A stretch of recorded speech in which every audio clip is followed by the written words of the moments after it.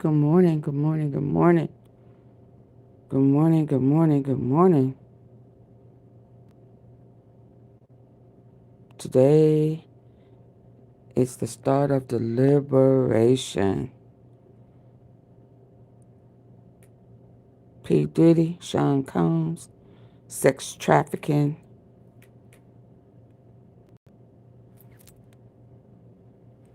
Traff.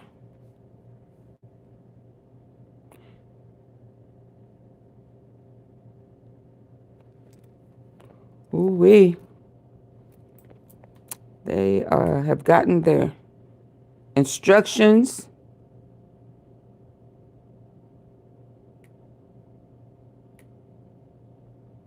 Let's go. Sean Combs. I'm Chris Stewart. It's great to be with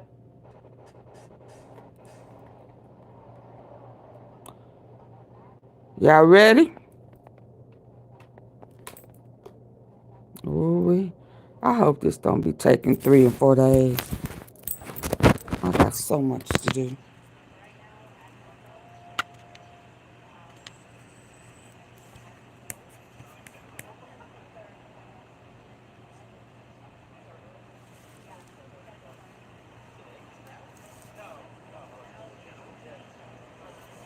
Come on in, come on in.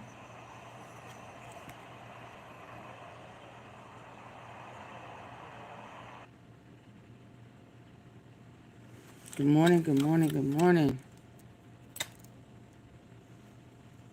Jury. Woo!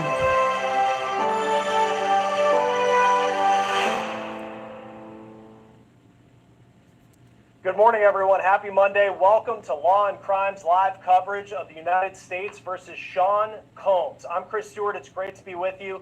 Today, we could get a verdict in the sex trafficking and racketeering trial of Sean Diddy Combs. The jury will begin deliberations today. We will be waiting to hear what they decide. Now, we're going to have live coverage throughout the day, during deliberations, once they begin. We want your questions this morning as well. You know what to do. Drop them in the chat here on YouTube. We have a great panel who will be joining me in just a moment. Who'll be able to answer your questions. We'll read them right on the air. As we get things started, let's head out live to Lower Manhattan, outside the federal courthouse, where these deliberations will be taking place. That's where we find our Sierra Gillespie, host of Scandal here on Law and Crime.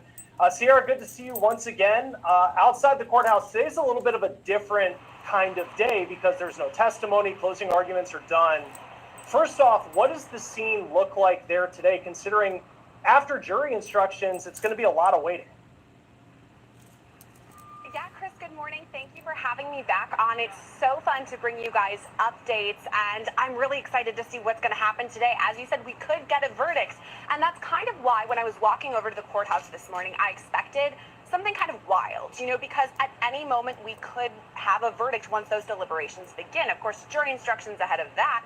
But as of right now today, nothing too wild here. I mean, on Friday when we had the closings from the defense, I did see quite a bit of a line, especially for reporters or even spectators who are hoping to get into the courtroom or the overflow room to kind of be in the courthouse for all of it. But right now, not too much going on outside of the courthouse. I mean, we have reporters from all over the world, literally, and that's really the bulk of the people that we are seeing here. However, it's still early and we haven't begun deliberations yet, so things could change at any moment. Yeah, it's going to be really interesting. I mean, we had some emotional closing testimony, closing arguments over the end of last week, and something to think about this week is that it's a short week because you have the 4th of July on Friday. So once the jurors start deliberations, they'll be thinking about whether or not they Good can morning. put all Please of this come to in rest hitting the by like the end button. of the week. Sierra Gillespie is going to be with us throughout the morning, throughout this hour, especially here on Law and Crime. Thank you for joining us on YouTube. We're starting to get some really good questions into the chat, so I'm going to bring in our panel of experts who will be with us for this hour. We have Dr. Dwayne Hendricks, who is the former associate warden at the Metro Detention Center in New York, where Sean Combs has been living for the last several months since he was arrested in September of last year, and Joe Richardson, civil rights attorney, also joining us to help break down what we can expect. Today, first off, they'll be going over jury instructions. The judge will be laying out how jurors can go about their deliberations. Joe, I'm going to begin with you because we are already getting probably the biggest question everybody has at this point is, when are we going to get a verdict? more specifically, let me ask you, what would you consider a long deliberation in this case? I would consider a long deliberation more than 3 or 4 days. I think they have some things to consider. There's 5 charges.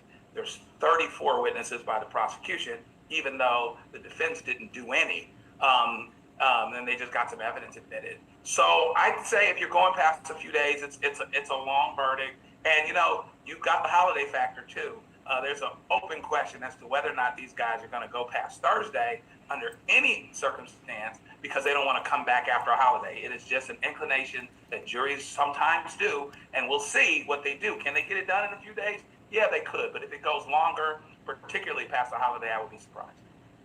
Yeah, I want to dive into a little bit of how these deliberations actually work in just a moment, but I want to bring in Dr. Dwayne Hendricks with us right now, who's a retired senior warden with the Bureau of Prisons. That is the federal department that Sean Combs potentially could be living in if he's found guilty, but he's also the former associate warden at the Metro Detention Center from 2013 to 2016, which was before Sean Combs was sent awaiting trial. We do have a question coming in for you, Dr. Hendricks. This is from I Don't Care Bear number 1. What does the average day look like for Diddy at MDC? Well, when he's not coming over to the courthouse, since he's there on pretrial status, he'll get up in the morning. They bring the food over to the units, so he'll get up. If he wants to have breakfast, he'll have breakfast. And then he's in an open base setting, so he'll be basically out of his cell most of the day. He can watch TV. He can talk on the phone. There's a small little workout area. Oh, a country club. He's the country club. Has a little basketball court, a little area where, they can run a little bit, get some, like I said, get a little exercise in. And then typically, medical staff will come in, do a sick call just in case there's any individuals that aren't feeling well. They also do pill line. I'm not sure if he's on any type of medication. And then that's pretty much most of the day. I mean, then if if his family, friends or associates wants to come visit, he can have a visit, I'm sure, over the weekend. Prior to deliberations, I'm sure he probably has some family members coming over to meet with him this weekend. And then there's 5 counts during the day. 2 of them are stand up at 4 p.m. and at 9 p.m. So that's pretty much the typical day for a pretrial inmate. And then other inmates, obviously, are either working on their cases, they're going to the law library, and that kind of thing. So it's pretty mundane, and in terms of being at a pretrial facility. And Dr. Hendricks, we're getting a lot of questions coming in specifically for you in the chat. So you're a favorite early and often. Joe, also a lot of questions coming for you as well. And you can see we have our Sierra Gillespie standing by. Joe, so early today, right out of the gate, they're going to go over jury instructions. That's expected to take as long as 2 hours. What can we expect? What type of instructions does the jury get to understand what their job is once these deliberations begin? So there are always general instructions, a series of general instructions having to do with their obligations as a jury, including, but not limited to, things related to evidence as a general standpoint. Here's how you're supposed to weigh evidence. Here's where common sense weighs in. I'm not quoting, from exact jury instructions, but they do cover what their conduct is supposed to be as jurors, how they're supposed to weigh evidence, and then the specific causes of action themselves. Okay, as it pertains to racketeering, this is what needs to be shown, and then there's some supplemental instructions or some instructions that go into a bit more detail about each of the causes of action. So there'll be general instructions about their conduct, the things that they're supposed to do, and how to weigh evidence, as well as things that are specific to the causes of action themselves. Again, it's supposed to take a couple of hours, and then it will be in the jury's hands. A couple more comments and questions coming in. I just shot this one out from Nat Lai. Says I'm having a great hair day. Says, Chris, your hair is beautiful. I only bring that up because when you work with Jesse Weber, you really have to bring it. And he's going to be on at noon today. Great hair game. Check that out. Hair and crime. That's what we do here at Law and Crime. Dr. Hendricks, I'm going to turn to you right now. Someone asks here, I'll get their username in a moment. This is from Sparkle Thickness 5728. Is P. Diddy getting any sort of special treatment as he's been held at the MDC? No, and I think probably the only special treatment he's probably given is where he's being housed in the East Building. MDC is set. There's two buildings. There's the East Building and the West Building. The East Building is mainly for the cadre inmates who are what we call trustees, inmates that can move about freely throughout the facility to work and program. So he's in an open-based setting, and he's housed with probably about 15 to 20 other individuals that are awaiting trial. Typically, as someone who's facing a RICO charge will be in the West Building with other inmates that could either be terrorists, could be major drug dealers, or violent criminals. So I would say probably the only special treatment he's receiving thus far is where he's being housed. Because if he is convicted, those conditions that he's currently in will definitely be different. Joe, I know you're a regular on Law and Crime. Kelly B's 6578 says, "Oh, it's Joe again. Hi, Joe. I think he lives there." So it's good to know that you've been on this for a long time. We've seen lunch breaks, as you typically do during trial. A question coming in from Jesse Davin is, will the jury typically work through lunch once they get deliberations? What does their day look like once this goes to the jury? Typically, their day is going to look similar to the time that they were normally in court hearing evidence. That's when they're going to be in deliberations. They will have lunch breaks. They will break for now. I don't know if they're going to be going after dinner or any of that kind of stuff. But typically, their day from an hour standpoint, particularly in terms of breaks, including breaks, ought to look pretty similar than what they did while they were hearing testimony. And then, Sierra, I want to bring you in on this because you've covered this trial every single day over the last 7 weeks that Sean Combs has been sitting there listening to testimony for you, and you've broke down every single bit of witness testimony along the way. If you were a juror and you go into that jury room and you start thinking about the testimony, who is the witness that stands out to you? This is such a great question because we have to think about, as you said, Chris, 7 weeks of testimony, all from the government. And I was thinking about this because today we could begin with deliberations, right? But to me, there's no way that these jurors went home over the weekend and didn't think about the closings, right? There's just no way. I know they're not talking about it, but before they go to bed, when your head hits the pillow, you're kind of going through and thinking, what am I thinking in all of this, kind of preparing for deliberations? So to your question, the person who I would say number one is Cassie. And I don't think that's any sort of spoiler alert at all. Before we even started covering the trial, back even before the indictment, we knew that Cassie was working with the feds. We knew that she had powerful statements, and she was up on the stand for multiple days at both direct and cross. And I think she did a really good job of laying out so many facets of her relationship with P. Diddy, especially the fact that she started, meeting with him when she was 19 years old in the entertainment industry, that she signed this 10-album deal and only produced one because she alleges that Diddy stifled her career. And then, of course, to see the Intercontinental video and then hear Cassie's testimony in regards to all of it. She said she left one freak off early one time, and what happened? It was the result of the Intercontinental Hotel, that just harrowing video that we've all talked about at length at this point. So if I'm a juror, I'm going to go through Cassie's testimony, of course Jane's testimony too, and Mia, and those are the ones that are really, really going to stand out to me. Right, and in that 2016 video, you can't talk about it enough because it's come up so many times, came up in closing arguments, not just because of what you see Sean Combs do to Cassandra Ventura in that video, but you also think about what happened after the fact. Christina Corum calling the security at that hotel. Eventually, you hear Eddie Garcia on the stand talking about how he got paid $100,000 in cash to turn over what Diddy thought was the only copy of that video, but we know in 2016, last year it ends up being leaked to CNN, and then everything goes from there. Got a couple more questions coming in from the chat. Dr. Hendricks, I want to bring you in on this. Where is Diddy held during jury deliberations? He'll be held either in a holding cell or maybe somewhere in an area where he can meet with his attorneys while they're deliberating. They will keep him over at the courthouse until the judge ends the today's session. So as long as they're deliberating and there could be a decision made, he will be in the courthouse. That question came from Sapphire9841. Questions coming in hard and fast today, so we really appreciate it from everybody. Joe, a question I'll start with you, but this is one really for the panel. This is from Alexander Mateo9582. With the government's case not being so clean cut, what are the chances of Diddy not being convicted of anything at all, Joe? If you pay attention to the evidence, I think there's a good argument that he ought to be convicted on transportation with intent to engage in prostitution. All of the elements seem to be there.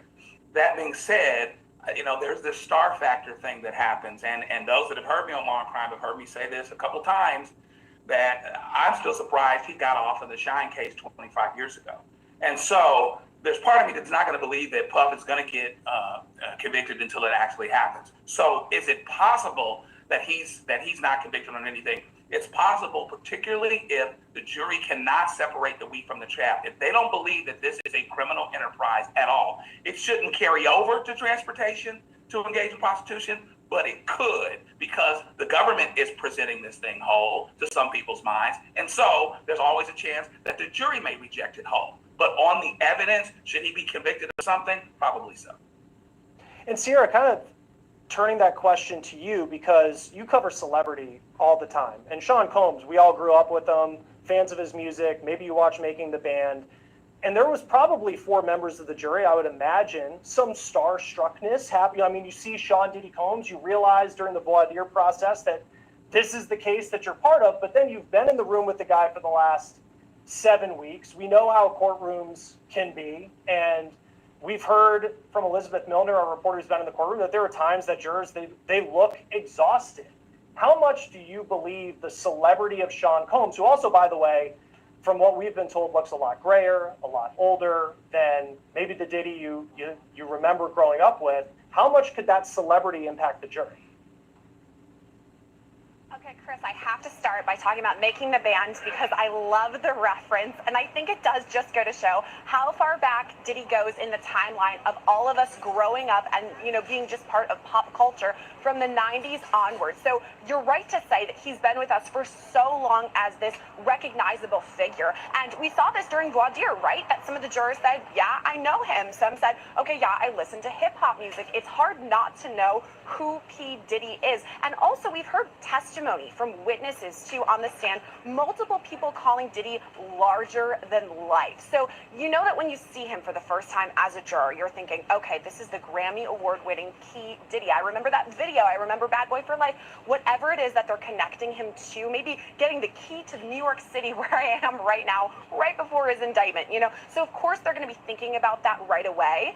However, as it goes on, perhaps Diddy becomes more and more humanized to them, right? Hearing some of the things that maybe aren't as glamorous as celebrity, perhaps cleaning up lube or baby oil from the Beverly Hills Hotel, for example. That's not something I generally think of when I think of celebrities, which, by the way, Chris, you did say this, and thank you for introducing me as the host of Scandal, which if you guys like what we're talking about with celebrities, make sure to subscribe to my channel because that's where we talk all things celeb, including Diddy. But to your main question here, Chris, is this something that the jurors are going to take into the deliberation room?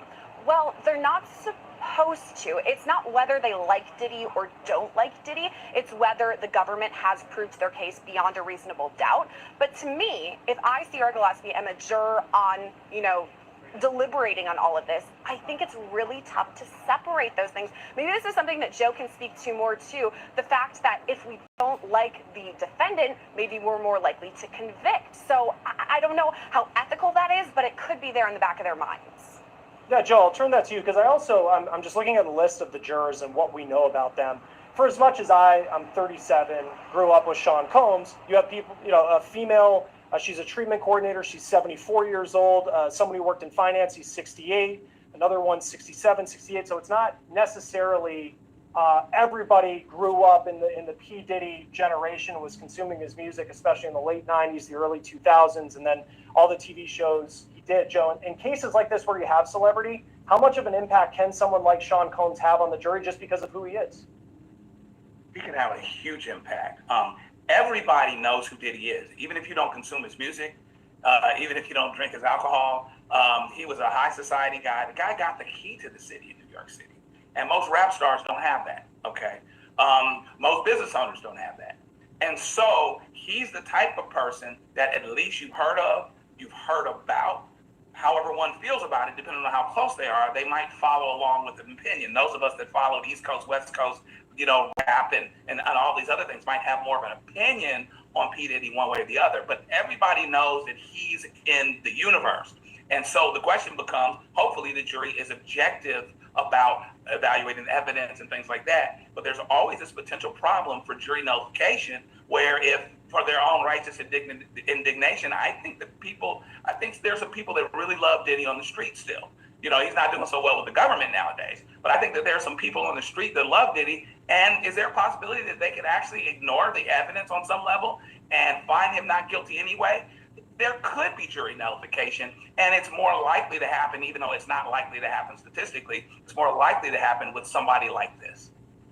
Right. I mean, how many people on the jury? I mean, he's one of the most recognizable people on the planet. His music is consumed by communities across the board. I mean, he's someone who just kind of transcends in a way that few celebrities do. Do you have an update coming in from the courtroom? The judge is on the bench.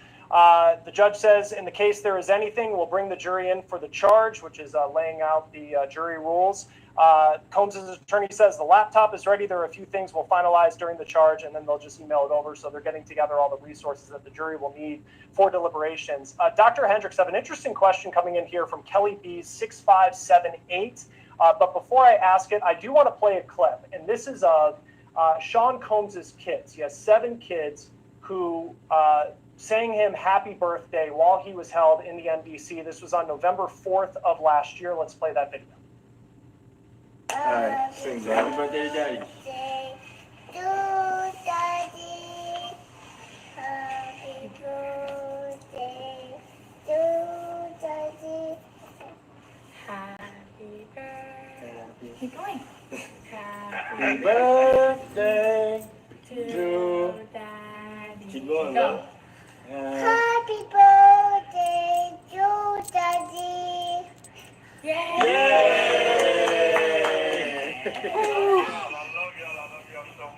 We love you too.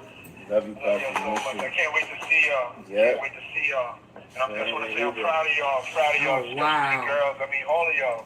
He's facing Being life strong. in Thank prison. Y'all for being strong and thank y'all for being by my side and supporting me. I love y'all. I got the best family in the world. My birthday, I'm happy. Thanks to y'all giving me this call. Thank you very much. I love y'all. Love you more too. Can't wait to see you in a couple of days. I'll see y'all in a couple of days. What you say? I love you, Daddy. Yeah. I love you too, baby. She eat it, yo, Pops. Hi, we're right here. Chance right here on the phone too. Pops, love eating all your cake, so you're not gonna have none left. She's literally digging her face in it. Yeah, grab the body you doing. Yo, she's face down in the cake right now.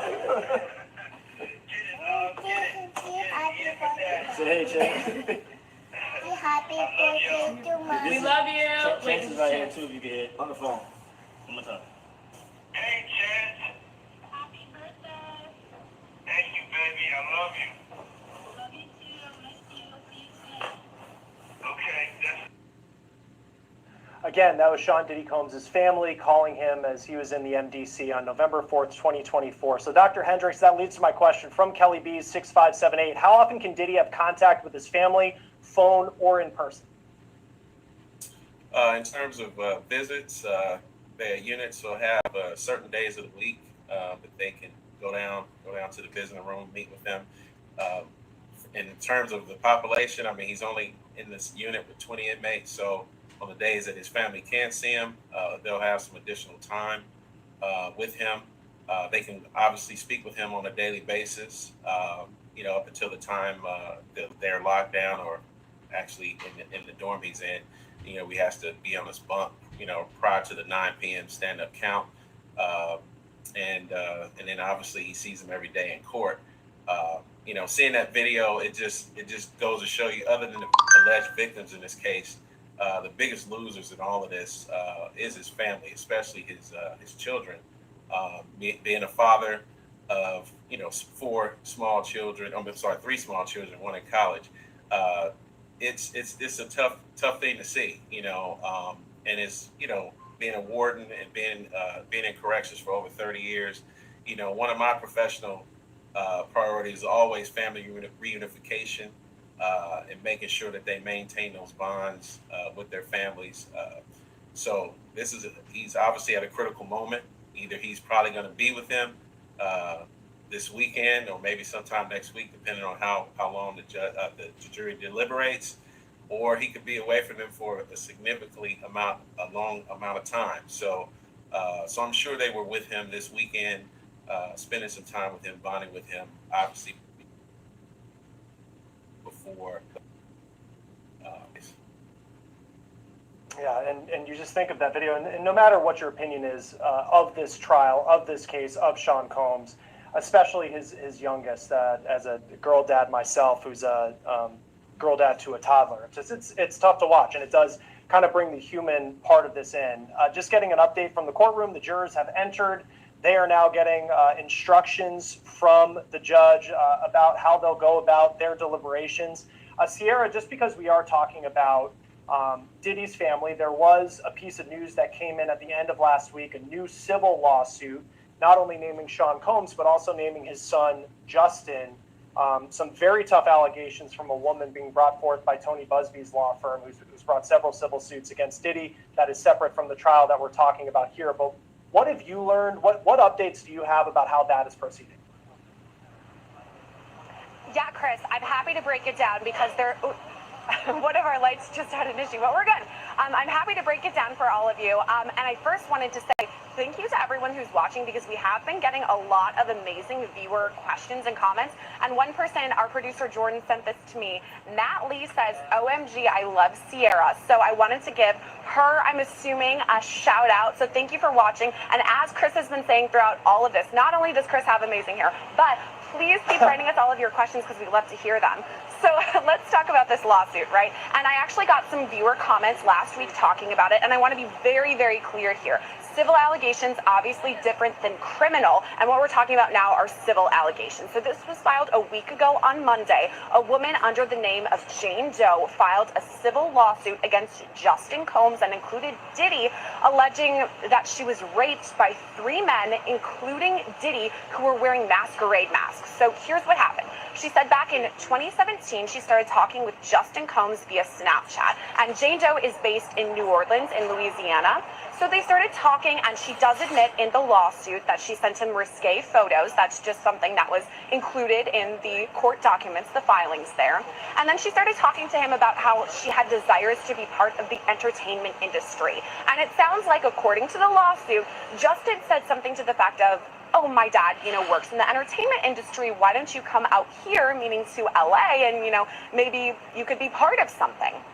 So she says in spring of 2017, she flew out to LA, and after that, things kind of went completely downhill. According to her lawsuit, she alleges that she was plied with drugs and alcohol and taken to a hotel where she says she was held as prisoner. Those are her words, by the way, from the filing. She says at one point, 3 men came in and were wearing those masquerade masks and took turns raping her. 2 of the men she said she didn't recognize, she wasn't sure who they were, but the 3rd man she recognized as Sean Combs, something that's kind of a pattern we've talked about throughout our live coverage today, is that he is so recognizable, not only his face, but his voice too. And then on top of that, according to the lawsuit, Justin Combs referred to him as Pops, something you would call your dad. So she kind of deduced based on those things what he looked like, his voice, and that Pops comment that perhaps this was Sean Combs. So she filed this lawsuit. Of course, Justin Combs' team has completely denied all of this, and I actually believe that I have the statement throughout all of this. I have so much going on here, but here I have it. I want to make sure that we're fair about all of this. So I wanted to read the statement from Justin Combs' team. They say, no matter how many lawsuits are filed, it won't change the fact that Mr. Combs has never sexually assaulted or sex trafficked anyone, man or woman, adult or minor. We live in a world where anyone can file a lawsuit for any reason. Fortunately, a fair and impartial judicial process exists to find the truth, and Mr. Combs is confident he will prevail in court. And again, Jane Doe has alleged assault, battery, gender violence, and negligent supervision, all in civil court, though, different than criminal. But again, it's kind of a lot heading right into deliberations. Yeah, it is a lot. And we've seen these lawsuits kind of pile up since Sean Combs was first arrested. Getting an update from the courtroom, the judge talking to the jury now.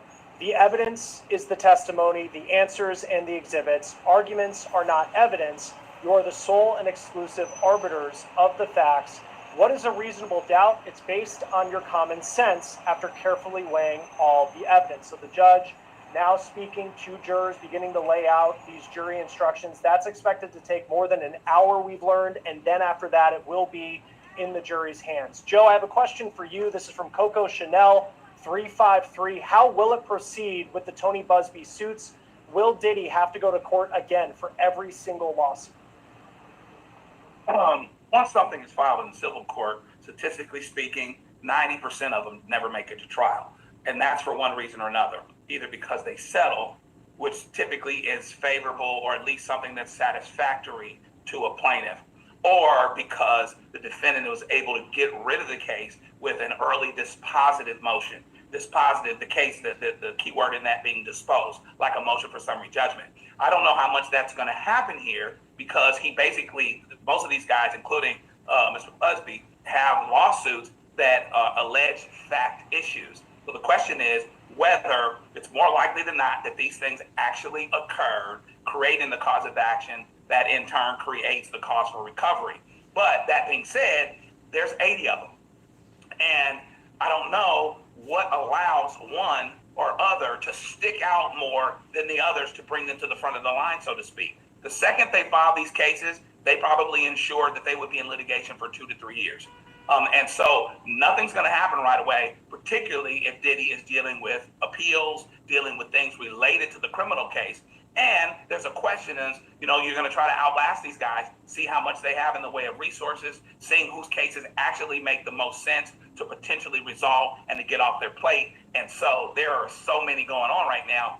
Nothing may happen right away. Just getting the response to our first poll that we put out. How are you feeling about the trial as the verdict approaches? 37% say hopeful, 29% say indifferent, 26% say nervous, and 6% say angry. More than 1,500 of you, 1,500 people voting for that. So we appreciate all your engagement this morning. To Joe's point, Dr. Hendricks, Sean Combs, however this ends, is going to be facing a lot of civil suits. If he's found guilty and he's spending time, the fact that he may have to make court appearances, and a lot of them, would that impact what prison he would be sent to? No, it wouldn't be. They would designate him to a facility commensurate to his security needs, no matter where that is across the country. Basically, what would happen? He would be put on a federal or a state writ and sent to whatever jurisdiction to meet those standards, to meet up with to deal with those civil cases. Sometimes they may bring in some court officials to that particular location that he is to do, either an affidavit or something like that to go, to do his testimony. But no, that wouldn't change anything. I mean, he's going to go where he needs to be in terms of his security needs based on the length of sentence and the crimes that he would be allegedly convicted of. So no, it may draw us a little bit longer because it does take time for people to move across the country based on security and things of that nature. But no, he's going to go where he's designated to based on whatever he's convicted for. And Joe, staying on the kind of the conversation we're having related to the civil suits, this is a question from Jesse Davin. Can the jurors use the civil suits / settlements as evidence of wrongdoing, or does the jury give those as much weight as the jury, deem necessary? This particular jury should not be considering the civil suits at all. They shouldn't be considering anything that's admitted, particularly because, among other things, not only should it be admissible, not only should it be discussed coming in, et cetera, et cetera, et cetera, other than Cassie, the people that are on the stand that may have had civil suits, and then that shows up in cross. But other than that, there's still the matter of them having different standards of proof. I can be wrong on a civil suit, which is just more likely than not, which is just this careful balancing here, where it's more likely than not that something happened, but that doesn't mean that I'm convicted beyond a reasonable doubt. So the jury should only consider the civil suits that came before them in cross-examination as it pertains to Cassie, for instance, and things like that, to the extent that it may bear on the credibility of the witness. Other than that, they shouldn't be thinking, oh, no, he got sued in civil suits, so he's more likely guilty in the matter at hand, the criminal case. They shouldn't be considering that at all. And Dr. Hendricks, question coming in from Old Hollywood Angels. This is another one people really fascinated. I am too, just with some of the logistics of how all this works, especially related to someone as high profile as Sean Combs. Question is, I've always wondered if they bring Diddy prison food during the lunch break, or maybe food from the MDC where he's been held during lunch break, or do they bring something from the outside? No, I highly doubt that they bring anything from the outside. I'm sure there's whatever the U.S. security facilities that has a sex offender management program, and the one that I can think of off the top of my head is the United States Penitentiary in Tucson, Arizona. And then if he's convicted of, let's just say, just the sex trafficking and then the lower charges of transportation, he'll probably end up at a medium security facility that house sex offenders. Did it stop buffing? Florida, Marion, Illinois, or Petersburg, Virginia. And then if he's convicted of just the lower charges of transportation, did it stop? There's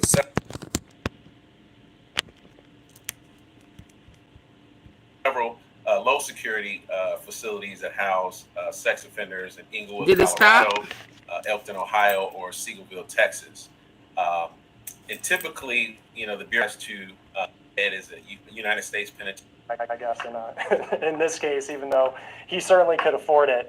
This is just an update coming from court. Judge, you must weigh, the judge says you must weigh to the jury, speaking to the jury, you must, coming from court. Judge, you must weigh, the judge says you must weigh to the jury, speaking to the jury. Did you it must stop weigh each buffing? witness's credibility, the truth and importance of their testimony, size him or her up. You must decide. Sean Combs has been formally charged in an indictment.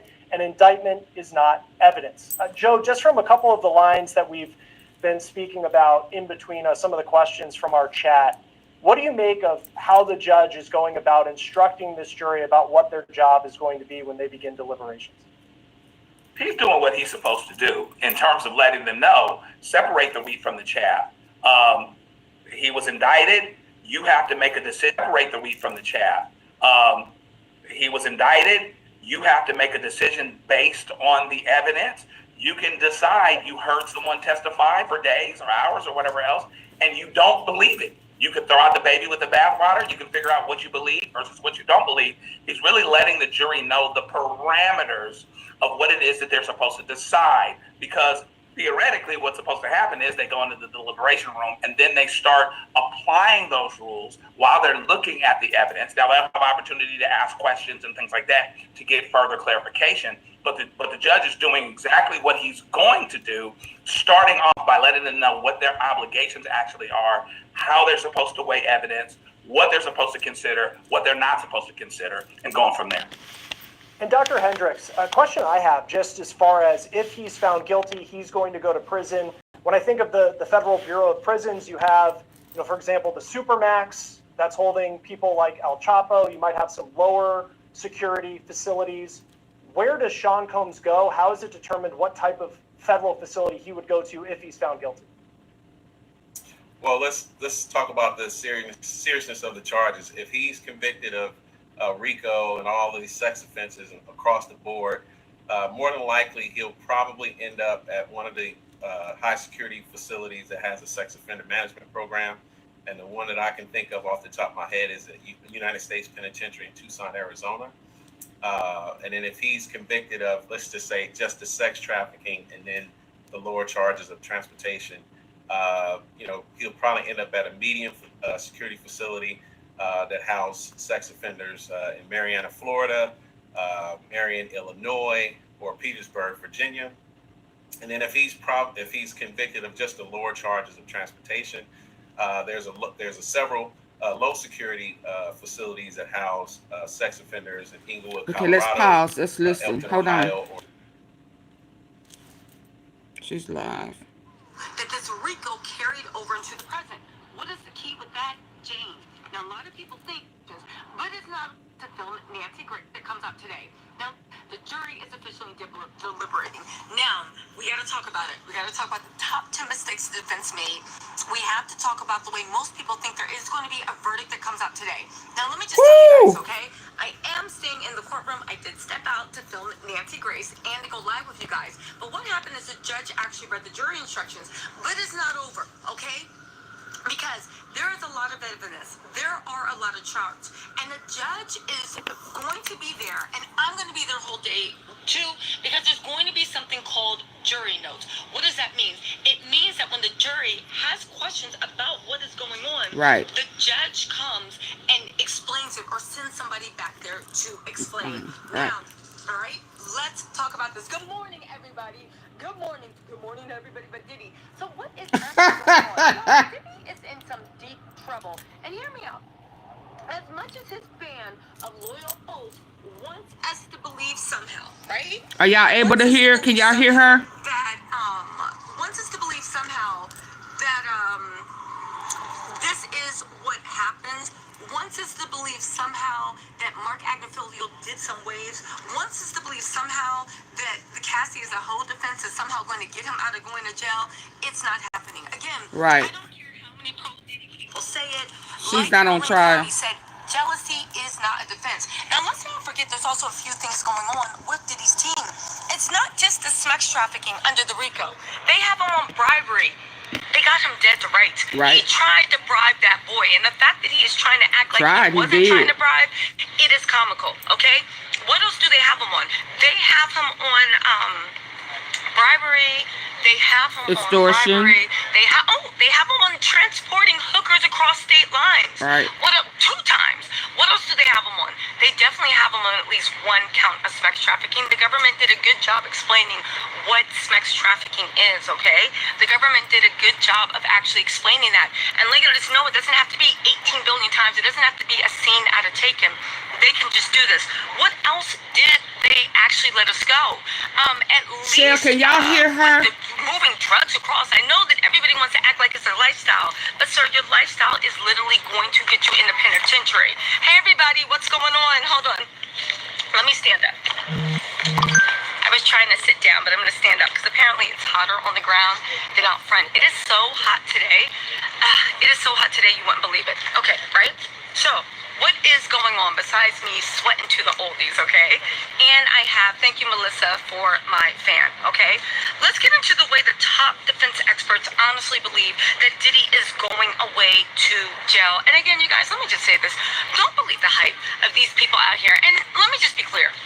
I'm not God, nor do I pretend to be, right? Nobody knows what's going to happen in the trial. Nobody knows how the jury is going to do. However, I was in the courtroom, and I heard them make their arguments. And I'm telling you 100% of the fact the feds have Diddy dead to rights on out of all the charges. At least 5 of them, and 2 of them are RICO. And that's before you believe. Here's the thing. They have Jane and they have Cassie. Now, there is a little thing that Diddy's team is trying to go with, and that is what happened in 2019. They're trying to say this. And again, for everybody saying Diddy's innocent, Diddy's team whole stick has been like, okay, listen, fine. In and out. We sex trafficked Cassie. Fine. We brutalized Cassie. Fine. We did everything that Maureen Comey, right? Miss Slavic, Esther, we did everything they said they did. But you know what?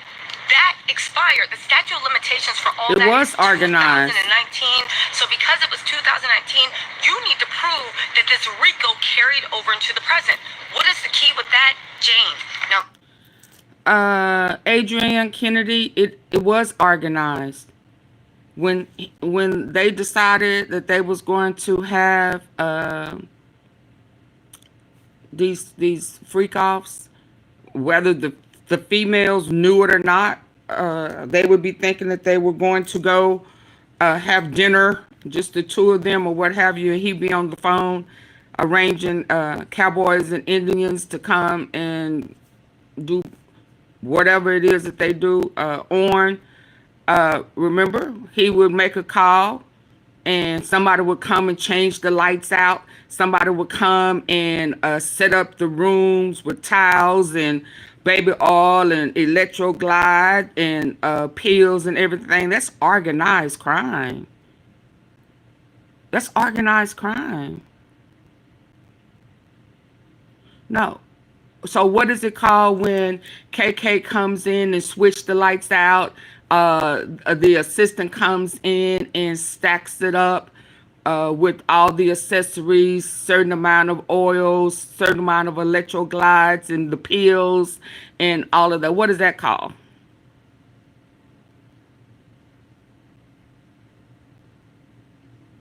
What is that called if it's not organized? When they make KK or whoever makes arrangements to fly across and do the airlines for the hooker, the male hookers.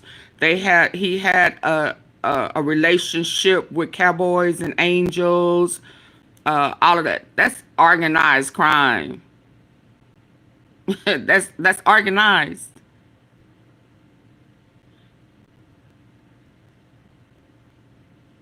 Yeah, that's a different type of organized crime. You can't expect for everybody's organized crime to be like the mob.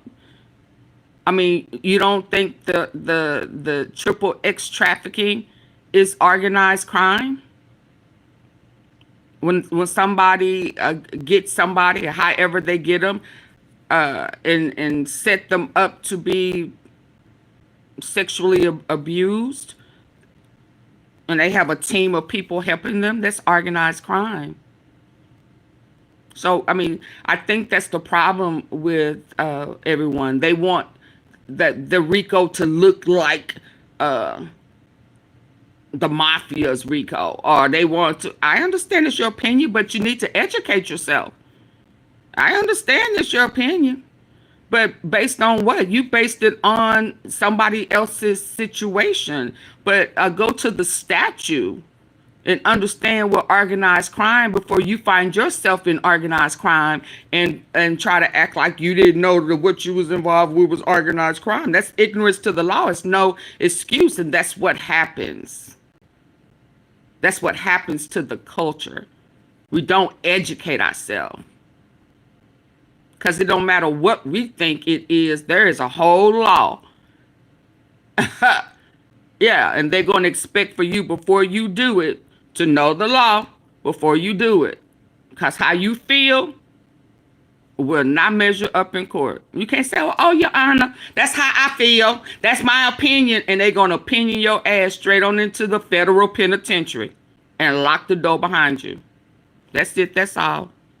A lot of people think Jane just sounded like a girlfriend. Jane wasn't this, Jane wasn't that. But the one thing Maureen Comey actually did a good job They of never showing asked you is one the fact that time you can't say how that you about Jane. feel. Because even if you think that she was willing every single time, you only need one time. And there is 100% proof that Jane was not willing. Well, I hope you do your When research Diddy before you made her wind up in made her prison. You probably take already been to drugs, right? prison. And Diddy never The way said he you didn't say think. that. He never called Jane a liar.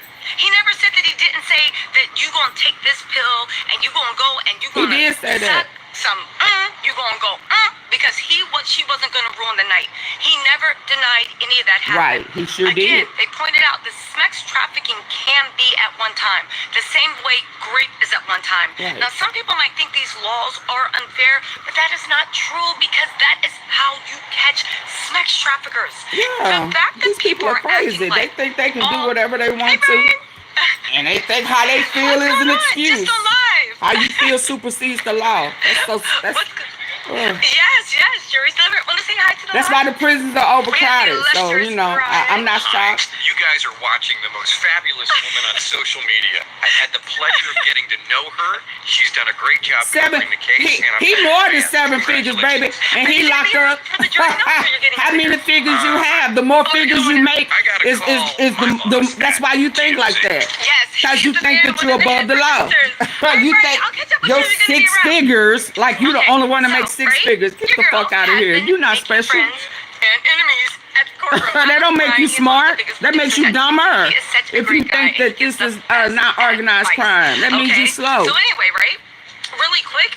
And you probably got them what 6, 7 figures illegally. Hell, if you don't know no different, that don't mean nothing to me. I ain't new to money. I'm true to it. So you can go on with that. I don't understand how people are still still saying that he's going to walk. And I don't believe you. Not talking like that. You might not think that, I don't know, stealing.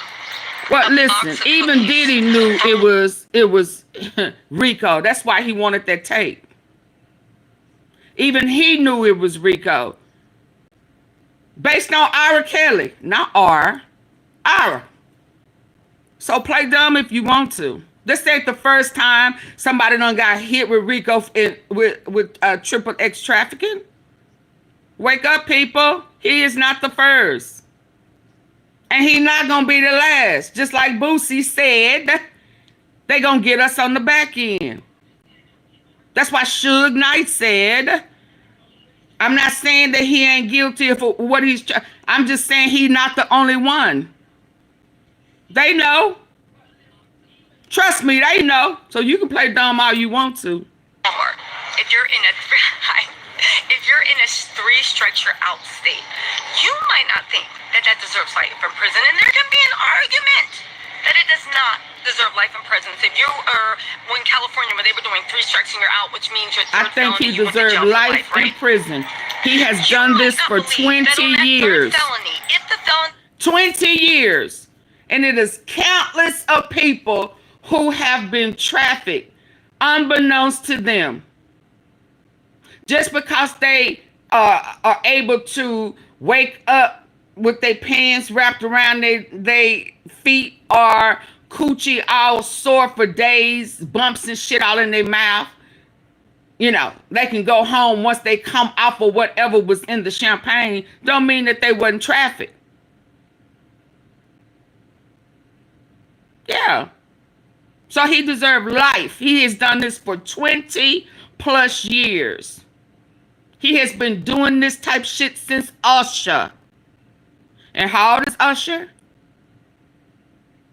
Yeah, so y'all can play dumb if y'all want to. I don't know. This ain't the dumb. This is not the dumb platform. So if you play dumb, you know, you may want to go ahead and leave because this ain't the platform for that. Yeah, we like smart, intelligent people, not just to be creating narratives. Yeah, we down to the verdict. We ready for the verdict. Yeah, all that other stuff. Well, no, that's not trafficking. Oh shit. Okay. I believe that person deserves to go to jail. You might say that it is like a very, very like weak case. You might say, oh my God, I don't. Well, let your kids go stay with him for a month. But see, you would not be on that jury because the jury has to play in. Figures. Did the person do A? Everybody 7 figures. Then it must be B. You get 7 figures. You get 7 figures. You get 7 figures. We all 7 figures online. Baby, at the end of the day, right? The facts are the facts are the facts. You don't think it's a big deal, but the federal government does. The federal government got charges. The fact that you think it's a weak case, let me just say, don't beat your girlfriend, don't set off freak-offs, and don't move hookers across state lines because if you do, it's illegal. And don't pay for sex. It's no big deal that you sent your girlfriend on a plane 2 times with packs of pills across interstate lines. But that is illegal. What is that? Sorry, somebody's screaming. Oh, a dog? Okay. People have gotten away with it for far too long. Is the dog hurt? Sorry, there's like a dog in pain or something. Sorry. Okay. I think it's okay. The dog was, sounded like it was in pain, and it was like, New York, ambulance going around, people screaming, dog in pain. I didn't know what was going on. Okay, right? So anyway, to get back into what I was saying, to all these Diddy supporters, I get it. Somehow this is your hero. Maybe you had fantasies that, like, that's what groupies do. They want to be trafficked off. They want to be drugged and have somebody run a train on them. I guess that's what they like. Drugging people up. Anybody who make excuses for this, especially a female, like to be gangbanged. Illegal. So getting back to what I was saying, right? You might not think that one time, but it's still illegal if the feds catch you moving weight in your car one time, even with like you get on an airplane and you accidentally forget that your gun is in your carry-on. And now you are looking at federal crime because it is a federal crime to take a gun through TSA. Now you might be coming from, are you okay? Okay. All right. Listen, I fell down those steps plenty of times, so you did it more gracefully than I did. Because before, I was just like, hello, darkness, my old friend. Hey, what's up? Hey, what's up? Everybody's RICO is not the same. Okay. Everybody's let me repeat this again. Everybody who is brought up on RICO charges are not the same RICO. Let me say it for the people in the back, the slow people that rode the little bus. Everybody RICO is not the same RICO. YSL RICO is not Diddy's RICO. It can be gangs. It can be drugs. It could be human trafficking. It could be auto theft. I mean, come on, people. Don't be slow all your life. Is the point, right? You can make a case that somebody, and in a state that it's legal to carry, you can make a case that you were going through the airport, you forgot to leave your gun at your mama's house. Baby, I grew up in, listen, guns all around, right? Mm-hmm. You forgot to leave the gun at your mama's house. You go through TSA. They get you. They could just let you go, but they decide to make a case of it. You have now committed a federal crime. You moved a gun into an airport with the intent to transport it over state lines. Absolutely. That is a felony. And it don't whether matter. you could whether say, you think that's, I don't think that's anything. Yeah. That's unfair. Why could they do this? I don't think it's me. You can make all those arguments, but the one argument you cannot make is whether it's illegal or not. Facts. You cannot make an argument. It don't have nothing to do with your opinion. It's illegal or not. It's the law. The judge just spent 2 hours reading jury instructions, explaining. That's why the prisons are overcrowded. That's why Trump trying to send y'all asses to Guatemala. You have somebody that says if you shoot somebody, you are a murderer. And we have you on tape shooting someone, and they go in there and they're just like, well, I don't think piercing, the body being pierced with a bullet rises to the level of murder. You don't? I don't think just because the bullet you went. It's her. It's my opinion. I don't think that's it doesn't matter. That's how crazy and ridiculous Diddy's people are saying. Absolutely, But listen, I agree. I will say that Shout out top to Tista. defense experts are I totally saying agree. that Diddy is 100% going to jail. Okay, let's get into this. And this is top criminal defense lawyers. Okay, and get this. Let's also not forget that Diddy could face life in prison. Life in prison if he's found guilty on one particular charge. Okay. Directly from the legal analyst. Oh, let me bring my super Yeah, chat he really needs quick, to, then we're because gonna he's get going to do it into again. this. Because I Let think him it's do it in important to prison. say, I'm sick of people acting like they don't know what is up with anything. Really quick, Cut Up Radio said, thank you, Cut Up Radio. Breezy said, did I miss the prosecution's rebuttal? You missed all that. So the closing arguments were Thursday and Friday. The prosecutor's rebuttal happened at the end of Friday. And Maureen Comey ate it all the way up. I love her legal style. I love her analysis style. I love the way she cuts through the BS. I think she's so good at what she does. Carl Brands by August, and we're going to have to read you again, said he's going to walk to you. So the case is exaggerated. It'll be a hung jury. But here's the thing, that if it is a hung jury, right? He can go get tried again. Here's the thing, is that if it is a hung jury, the government's case, Diddy goes back to jail. He does get another bite at the bail apple, but they already have him on obstruction of justice. It's probably going to sit there. Diddy goes back to jail, and they get a new jury. And this new jury is a new jury. But also don't forget with the voir dire, the prosecution gets another bite at the apple. And the prosecution is not going to make the same mistakes it is. And Diddy doesn't have a defense outside of misogyny that Cassie could take 2 or 3 people at the same time, and he deserved it. He doesn't. He do not go free. All the way to cell block 1. Exactly. Annabelle said, sure, he'll walk right into the poking. Eat it up, Annabelle. I like that. Right into the prison. Federal Stephanie prison. said, oh, Diddy going away all the way to the cell block. And Annabelle said, sure, he'll walk right into the pokey. That's right. Oshfish 2 said, how will you know when to go back in? Comey is a William and Mary grad. I come from 3 generations of strong William and Mary grad. Strong woman. She is a strong woman. She never lost sight. And When I say the words were powerful on paper, but it doesn't in any way. It takes away so much of her gravitas and her charisma in there, right? I'll say Tanisha said, what does voluntary and toxin negates intent mean? Oh, that's simple. If you volunteer, okay, let me make it simple. Voluntary and toxin. Okay, it's like this. Say we go out for drinks, right? And you put something in my drink, okay? Say you put something in my drink. Or let's just say you give me some weed, but you actually put like crack in the weed, right? Oh, yeah. And you do that. If I voluntarily took the drink, then if I get drunk, and even after that I start drinking and I get drunk, anything that I do with that drunkenness will 100%, right? It'll 100% that I turn into. It'll 100% turn into, see ya? It'll 100% turn into the fact that, so listen, you guys. Let me just move over here. I'm like, my head, I don't know why. Thanks. Thank you. Thanks. Okay. So, I'm like being nosy looking at all the stuff going on out in the courtroom. Anyway, so let's get back into voluntary intoxication. Say we go out for drinks, and I go out for drinks, and I take the first drink, and second, and third, I'm like, oh, thank you, and I get drunk, and I get into a car accident, okay?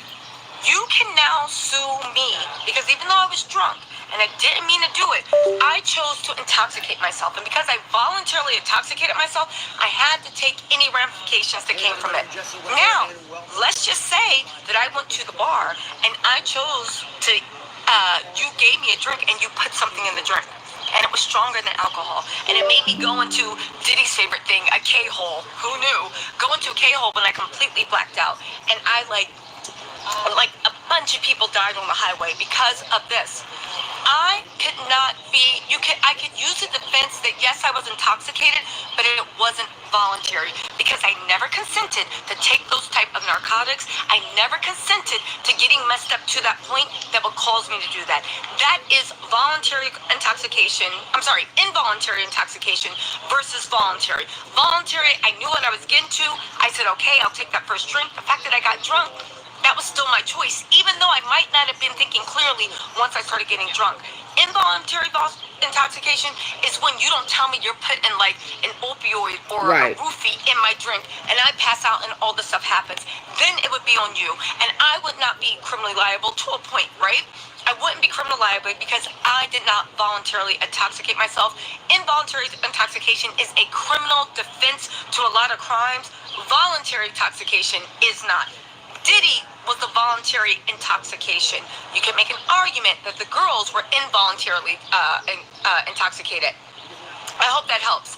HR 82 said, love you, girl. Keep up the great coverage. Thank you so much. Positive Chai said, guilty on all charges if juries follows the facts. Exactly. But here's the thing. Like Maureen called me, said, baby, we don't need you for all charges. You got like 8, 9, 10, 12 charges. We only need you to come through with 3. And one of them is going to send him to jail for life. Shan Chan said, hi, TT. Frank White, a character from King of New York. Christopher Walken played in the 90s. Love you. Thank you so much. And we all know what happened to the King of New York. I'm just saying. Julia Hosted said, Diddy is going to jail where he needs to be forever. Karma is coming for him. Let me also say this. Diddy is a 55-year-old man. I would even argue that if he gets a 20, 30-year sentence, to me, that's still a bad deal. That after 20 or 30 years, what's he going to come out when he is 85? No, don't get me wrong. If I had a chance, if I was facing life in jail to come out at 85, I would 100% come out at 85. But my whole point of the matter is, with Diddy, he is facing some severe stuff. These charges are no joke. And as much as Diddy's people want to act like there's like something hidden, that is just absolutely not true. Hibiscus Rose said, wonder how long they will deliver it. Now, here's the thing. Some jury expert says it's going to be 6 hours. I think there's too much evidence for that. And I do think that there are some people that are sympathetic to Diddy. But I think the people that are not, I think that they're going to come back. People say they're going to come back before July 3rd. I honestly don't know. Now, there is going to be something with jury notes where every time the jury has a question, they run a note out to the The judge reads the note publicly, and then he runs back to, reads the note publicly, and then he runs back, he has somebody run back to the jury to read the question and answer, and he reads the question and answer publicly, all right? That's how long they would deliberate. It could be a day, it could be a week, it could be 2 weeks, but people say that if it goes past the July 4th weekend, they believe that it most likely will result in a hung jury, but most people are expecting something to come back before Thursday. Victoria Ada Harpending said, "You are so entertaining. I love you. Thank you." J for A said, "Isn't Mark's KK lawyer?" I don't know. Diddy's paying for everybody's lawyer, so who knows who KK's lawyer is? Who knows? I mean, most likely, probably Timmy. Who knows? Brenda Westmoreland said, "T said, thanks for your great reporting. Sending you lots of peace, love, and blessings." Thank you, Miss Westmoreland.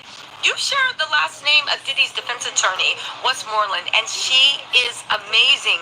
But again, you can't get too much when the defense is so, like, it is paramount. So that is a question. Could they be sequestered? Will they, won't they? And the answer is they will not be. They were not. So every night after, behind me, they listened to all the testimony, went through the evidence, wrote in their notebooks, and then got on the subway, took a train or an Uber, walked home wherever they went, and that was their night. So over the weekend, this is something I've been thinking a lot about, Jesse. Over the weekend, after we heard closings from both sides and the rebuttal, they went back home to wherever they were going. So to me, I'm thinking, got to be going through their minds, right? They're going to be thinking about what they heard on Friday, and really throughout the entire case so far, I'm sure it's kind of been in their minds as they're leading into deliberation. And as it continues, by the way, they'll still go home tonight once everything's finished. If we're still deliberating tomorrow, or they're still deliberating tomorrow, I should say, they'll go home. No need to stay in a hotel or be sequestered. Yeah, if I had to take a guess, unless they were close to a verdict today,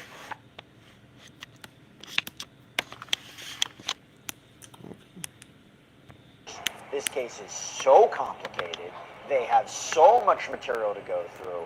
I think this is going to take several days. Maybe we'll put up a poll. Maybe we have a poll up about how long we think the jury deliberation process is going to take. Let me bring back in Brian Mauricio. Brian, you ready for this? We got a question from @Leon the Spesh One. I don't blame Leon the Spesh One asking this, but what's RICO? What's RICO, Brian? Lord. Well, it's a statute that's existed for decades, and it was created to really shut down organized crime, but it requires precisely that, racketeering, a racketeering enterprise, a conspiracy to commit racketeering. And you need, as is reflected in the statute itself, criminal enterprise. So the first thing the government has to prove that there was a criminal enterprise. The second thing they have to prove that criminal enterprise engaged in at least 2 predicate acts that had been highlighted in the indictment of the many that were highlighted. They've got to prove those acts beyond a reasonable doubt in furtherance of the conspiracy, which is the racketeering. And if the government's able to do that, then this gentleman's going to spend a long time in prison. And if they're not, as I suspect they might not, he could be acquitted of these charges. But, it's interesting because this statute long ago was created to deter organized criminal activity. And now we're seeing it in cases like this with wealthy individuals who have the money and the means by which to get together with other people and sometimes commit criminal acts. So it'll be interesting. To me, it's a very significant test case for the racketeering statute. I agree with you. Look, the prosecution's narrative is he had these assistants, he had these bodyguards. They knew exactly what was going on. They knew exactly what was happening behind closed doors. Absolutely. They helped set up the sexual events. They helped clean them up. They were instrumental in the kidnapping. They were instrumental in forced labor. They were instrumental in drug distribution. They were instrumental in bribery. He couldn't have done it alone. Defense's perspective, and we heard it from the defense's closing argument with Mark Agnifilo, who did he conspire with? You didn't hear one person talk about a criminal enterprise, say they were part of a criminal enterprise. Christina Coram, that's the co-conspirator. She's not a co-conspirator. And I think it was interesting because Mark Agnifilo had said, if it was John Gotti and Sammy the Bull was the co-conspirator, you think people are calling Sammy up for help? I mean, because the idea was that the alleged victims were calling Christina Coram up for help. So it raised kind of an interesting question there. Mauricio, I go to you. We got a question from LaRob Show 6300. Question is he cooked on the Mann Act charge? So that's transportation to engage in prostitution. Or does he have a shot? And overall, what's your gut feeling on the rest of the charges? More likely conviction or acquittal? I'm thinking more likely conviction when it comes to the Mann Act of transporting, persons for the sake of prostitution. I don't know. I think they have them dead to rights. I've heard a lot of testimony about a lot of people that were directly engaged in it, and that came out through multiple witnesses. And I think it was something that he wasn't really worried about, because I don't think, and I've said this on various occasions, I don't think P. Diddy was as conscious as he should have been about the fact that a lot of the things that he was doing were illegal. So I know that there was a lot of testimony regarding airplanes. He had to know it was illegal, because that's why he was trying to cover it up to fly in from before other he states. was even So charged. I think when it comes to that particular count, and I think it's a good question, I think they got him dead to rights on that one. No. Yeah, and this is not to blame the defense, because I thought they did a really good job. They don't really have much of a defense. They don't have a defense They at can't all. argue that they weren't prostitutes. That was abandoned, okay? And no, let me rephrase. That was excluded during jury instructions. It only matters if men were transported and there was a completed commercial sex act. So they can't argue that. And the idea, well, how is he supposed to know that's a crime? How is he supposed to know that's illegal? Porn stars can be paid for sex work. Feels a little bit of a stretch. Anyway, put that to the side, because again, you have the text He should have messages, checked. you have phone messages, you have Amex receipts. It's a problem for the defense there. Okay. And when you tell people Sierra, the bribery, how about this? Got a how question to from avoid Merlin paying Spies, taxes. 8354. Jesse, I've wondered about Diddy complained about the way Jane Rosenberg depicted him in drawings, the courtroom sketches. Did he have access to see the drawings? Because remember, she said he thought he looked like a koala bear, right? Yes, that is what he said. I personally didn't see the whole koala bear thing, but I mean, you guys, we're all our own worst critics. So I'm sure that Diddy was looking at them under a finer tooth comb than you or I are looking at them. So yeah, Diddy definitely was able to see them. And I do think too, we saw some change in the style of these courtroom sketches after we heard that bit of a complaint. And I don't know, I think it just says something interesting about P. Diddy, that's also something he was concerned about during all of this. I know that his image is obviously very important to him. He's facing some pretty serious allegations, so I don't want to necessarily say that his image is completely tarnished, because again, these are allegations and innocent until proven guilty. But we have the civil side of things too, so he's had some pretty heavy allegations weighed against him, and one of the things that's important to him is how he looks in these courtroom sketches. I think it's interesting, but hey, I go back and look at these live streams and say, oh, my hair looks terrible, or my outfit was terrible, or whatever. So I can understand it in a way that he was upset about it, but yeah, he does have access, and he did see some of the courtroom sketches. Yeah, somebody once took my teeth and put it on an animated orange. That was frightening, to say the least. So we all. Oh God. It was that was pretty scary. I tried not to think about that, but unfortunately, I just remembered of it. Sierra, stand by. Got another question. We got all these questions coming in. Let me go to let me think about who I want to. Yeah, Brian, I'll throw you this one, and then I got a follow-up for you, Mauricio. Brian, we got this question from Antoinette Gregory from 7311. Jesse, you're fabulous, and we're going to miss you, Queen Lizzie. So kind. Everybody's been calling Elizabeth Milner Queen Elizabeth. I'll make sure to tell her that. But Brian, what is the likelihood that the government will go after Christina Coram next? As I mentioned, she's been brought up almost every single day by almost every single witness. Sean Combs, purported chief of staff, the main co-conspirator, alleged co-conspirator, not brought as a witness here, not charged. Is there a chance they will go after her? I think there's a chance. I would be stunned. I mean, if they were going to make that move, they should have made that move a long time ago. And I think a lot is going to depend on this verdict. If they swing and miss on RICO and they swing and miss on sex trafficking here, the last thing in the world they're going to do is bring another prosecution. So I would doubt it for sure. And I would be surprised if they did bring such a prosecution. But clearly, any decisions along those lines are going to be predicated on how they do here. And I think this is going to be a challenge for them to get this RICO conviction. Let me just follow up, Brian. I mentioned in the jury instructions how they said, the judge said to the jurors, if there were uncalled witnesses, each side could have called them. Don't take anything from them. Don't use that in your deliberation process. You think they're actually going to follow that? Well, they do that for a reason, so nobody can curry favor with the jury in saying, well, they didn't call so-and-so, and they have the burden of proof they didn't call so-and-so. I don't know that that's really going to matter at the end of the day to this jury. This case is going to rise and fall on the issue of coercion. As we talked about in the very beginning in this case, this is a sex trafficking case that involves adults, not minors. A RICO case that involves a celebrity instead of a mafia boss. This jury is going to focus on whether or not these young women were coerced into criminal activity. They're going to look at their text messages. They're going to look at the many things that defense has exploited over the course of this trial and come to a decision as to whether or not we're really dealing with whether it was for money, in the true to sense be of paid with sex money or trafficking. not. And the problem with Diddy, on the flip side, is some of these predicate acts are easy knockoffs for him, including the prostitution charge, including some of the intimidation charges. So it's going to be an interesting jury watch. Yeah, I wonder, when you look at transportation to engage in prostitution, you look at bribery, you look at maybe arson, kidnapping, you could make the argument that some of these feel stronger than the others. It is an interesting question, and they really have to go through each one of those, which is why I don't think you're getting a verdict in an hour, unless, of course, these jurors have already come up their mind and they're not really looking at the facts and the evidence, considering what was in front of them for 7 weeks. I hope that's not the case. There should be a significant deliberation process to really. They could have been paying real close attention. Maurice, so let me go to you.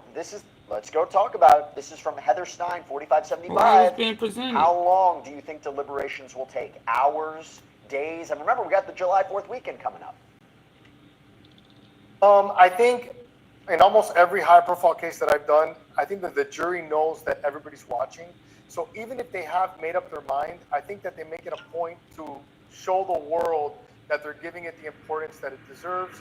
So I would, I'm saying minimum a couple of days, because there's been so much evidence that they're just not going to want to go in there, take a vote, and then say, okay, we're going to convict. I will be shocked if they do that. Well, so I think at least a couple of days. Before, do you think they're going to hold off and not come with a verdict until after July 4th? They're like, we got to get out of here. We got to go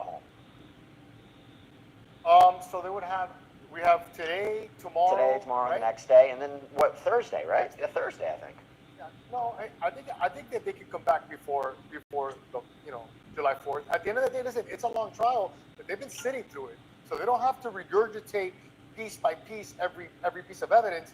But in my experience, even the ones that you think are slam dunks, when the media is involved, and especially at this level, I mean, this is as high profile as you can get. Everybody's watching, and the jurors really want to show the world that they've really done their work, and they're taking the case seriously. So, could it be before the 4th? Maybe, but I definitely think that they're going to take a couple days. Okay. All right. We have Queen Elizabeth with us. We have Elizabeth Milner, who is inside that courtroom. She is with us, everybody. Fan favorite. Elizabeth, great to see you. Thanks so much for coming on. So I'm going to get right into it. We got questions coming in for you. This is from RSS 9965. What will Elizabeth Milner do the rest of the day while the jury deliberates? Will she remain in court in case jury has jury questions? Yep, well, I will definitely be back inside that courtroom again once, I do my hit with you, Jesse, once I chat with you guys and say hello. But my plan is to go get some food, go upstairs, see what's going on up there, but I have a book with me just in case, because I know it's going to be a long deliberation, and I don't expect them to come back with a verdict anytime soon, but we'll see. You never know. All right. Well, I'm sure we're going to get questions about what the book is, but I'll allow our viewers to ask. Okay, Elizabeth, RSS 9965. Has Elizabeth made any press court observer friends? If yes, can she bring them on as guests during our next break? Oh my God, I should go find them. I feel like they're all kind of scattered around here a little bit. Some of them are probably doing their own live hits. Some of them are probably still inside the courtroom right now, just kind of waiting to see what's about to happen. What we do know is that, and I'm pretty sure you've probably already reported on this, Jesse, is that they've finally and officially selected a foreperson. So that's probably the biggest news that we've come out since the jury's gone back to that room to start their deliberations. But I'd love to bring on some of the friends. Like, we should bring in like all 21 of us and have just one big giant like live shot and conversation. But if I can find someone, I might bring them on. Who knows? Just stick around and stay tuned. If you try to get 21 people onto this live shot, our control room's going to have a heart attack. So I'm going to probably advise against. Yeah, they're going to have a heart attack, so I'm going to advise against that. Let me ask you this. You know, jury instructions can be rather bland. I think they are so important in this kind of case. Was there anything that stood out to you today about them? I mean, I think the judge even said, I'm going to try to make it a little interesting for you. Was it interesting? Was there anything that stood out to you? Maybe it was about the racketeering charge. Maybe it was about sex trafficking. As I mentioned before, I thought it was interesting, you know, how to weigh witnesses who testified under a pseudonym, witnesses who testified under an immunity agreement. What stood out to you? Yeah, well, definitely the judge was like, oh, well, I'm going to try to make this interesting, but no offense to the judge at all. It wasn't as interesting as I think he probably wanted to make it for the jury, but he did do it in a pretty quick speed to the point where I was like, oh, this is it. And then they're done. Then they went back to deliberate. But I think some of the points that kind of stood out to me was, one, that these jurors have to be impartial. Two, I think another thing that stood out was just the indictment versus how important the indictment is to the actual jury deliberation, in that you shouldn't be taking the indictment as just the word and that's just the say so and that's how things go. I think also the jury, you know, because we discussed this earlier, Jesse, about whether or not will the jury have in their mind that the defense didn't put up any witnesses, that the defendant didn't testify in his own defense. But the judge, according to his instructions, said you can't take that into accountability because, or take that into account, I should say, only because the burden of proof is all on the government. The burden of proof is all on the prosecution, and they are the ones who have to prove their case. Because, you know, and despite what a lot of people may want to assume, is that Sean Combs is not guilty, or excuse me, he's innocent until proven guilty. And so I think a lot of people, especially the jurors, have to keep in mind that, you know, they may have had thoughts in their head, but until they all have that discussion over at that table, I think it's a round table too, in that quiet room, in the courtroom, for that matter, I think that they all have to kind of really talk through everything. That just because we outside in the press who have been covering this case since the start may have our opinions about things, but it's up to these 12 jurors, 4 women and these 8 men, to decide what is the fate of Sean Diddy Combs, and it's up to them to be making that decision. Yeah, again, we are in verdict watch right now. They just went back to deliberate. If there is a court update, if there's anything that happens, we will bring it to you live in real time. Elizabeth, before you have to jump back in, you got a bunch of compliments. Poison Ivy 3, Elizabeth's hair is popping. We got Smarty Pants 1225, super chat comment. Thank you so much. Queen Lizzie, your hair looks glorious today. Everybody loving your hair. Thank you. And then Splunks. Yeah, and then Splunk's mama asks, Elizabeth, what are you currently reading? Oh, that's a good one. And don't judge me, everyone who is watching this live stream. I'm reading Wicked. Why? Because I'm so excited for Wicked Part 2 to come out. And I was like, let me just read the entire book. And I know it's a lot different from the movie, but I was so excited. So that is my book of choice to be reading while the jury deliberates in this case. And I'll tell you what, I don't blame you for reading something completely off topic from what you've been covering, because you, like the jurors, have been inundated with a lot of disturbing information and evidence over the last 7 weeks. So to get your mind off of it, I don't blame you at all. Elizabeth Milner, great to see you. Thank you so much. We're going to have you back on later. I think you and I also are going to be doing, by the way, Elizabeth and I did a sidebar today, like 8 in the morning, about the highlights from the prosecution and defense's closing argument. We're going to try to get that up immediately, because you have to imagine that's what the jury is going to be considering. So I hope everybody can check that out. And Elizabeth and I are also going to be doing a sidebar recap at the end of the day as well. Elizabeth, thank you so much. Awesome. Thanks, Jesse. You got it. Okay, let me go back to the questions. Brian, we got a super chat question from Celtic Girl, I think Celtic Girl, with GH, spelled girl with GH. Celtic Girl Kaz, thank you so much. Will the jury take a vote straight away to give them an idea of where they are at? Not necessarily. I mean, it may. It's been my experience that what they'll do is they'll kind of start with the first count, because that count is first in the indictment. But they may find very early on that they don't have unanimity on anything. And they may then jump to the third count and say to themselves, well, you know what, we all seem to be in agreement here. Let's start here. Let's look at the easy stuff before we get to the more complex stuff, and see if they could find a unanimous verdict on the third count. Jurors do what jurors want to do in that deliberation room. And, you know, we talked a lot about how long it's going to take for them to deliberate, you know, when they'll come back with a verdict. we don't know if this jury is going to be splintered. We don't know right now if of these 8 men and 4 women, or if I think I have that right, where they stand, and if there's going to be an impasse on one count or multiple counts. But where they begin, they usually start with the indictment, and they usually will track the indictment because they're going to have a copy of it back there with them.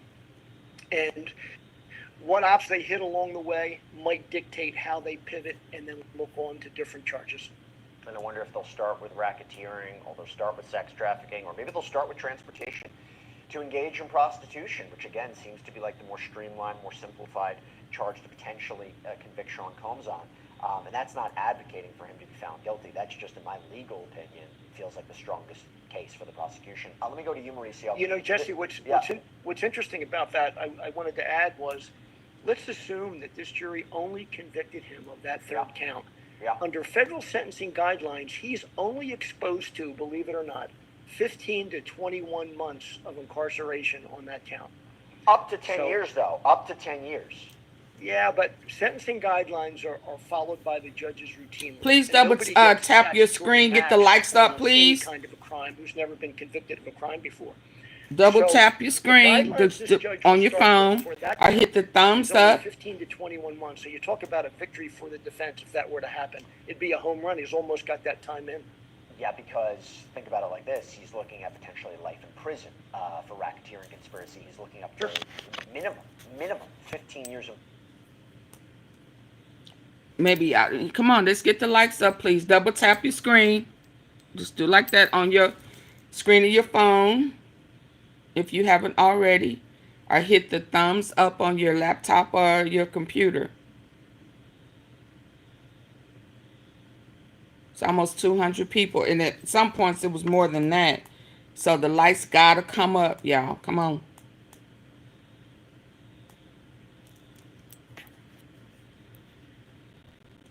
Prison on sex trafficking. So yeah, 100% that would be a win. Okay, Mauricio, we go to you at Stella K80 or K80. How much does a lawyer's charisma, likability, and skill with the razzle-dazzle influence the outcome of a big trial such as this? Great reporting and hi from the UK. Thank you so much for the great question, and thank you for watching abroad. So I guess, yeah, how much does a lawyer's charisma, likability, skill, razzle-dazzle, how much does it affect the jury?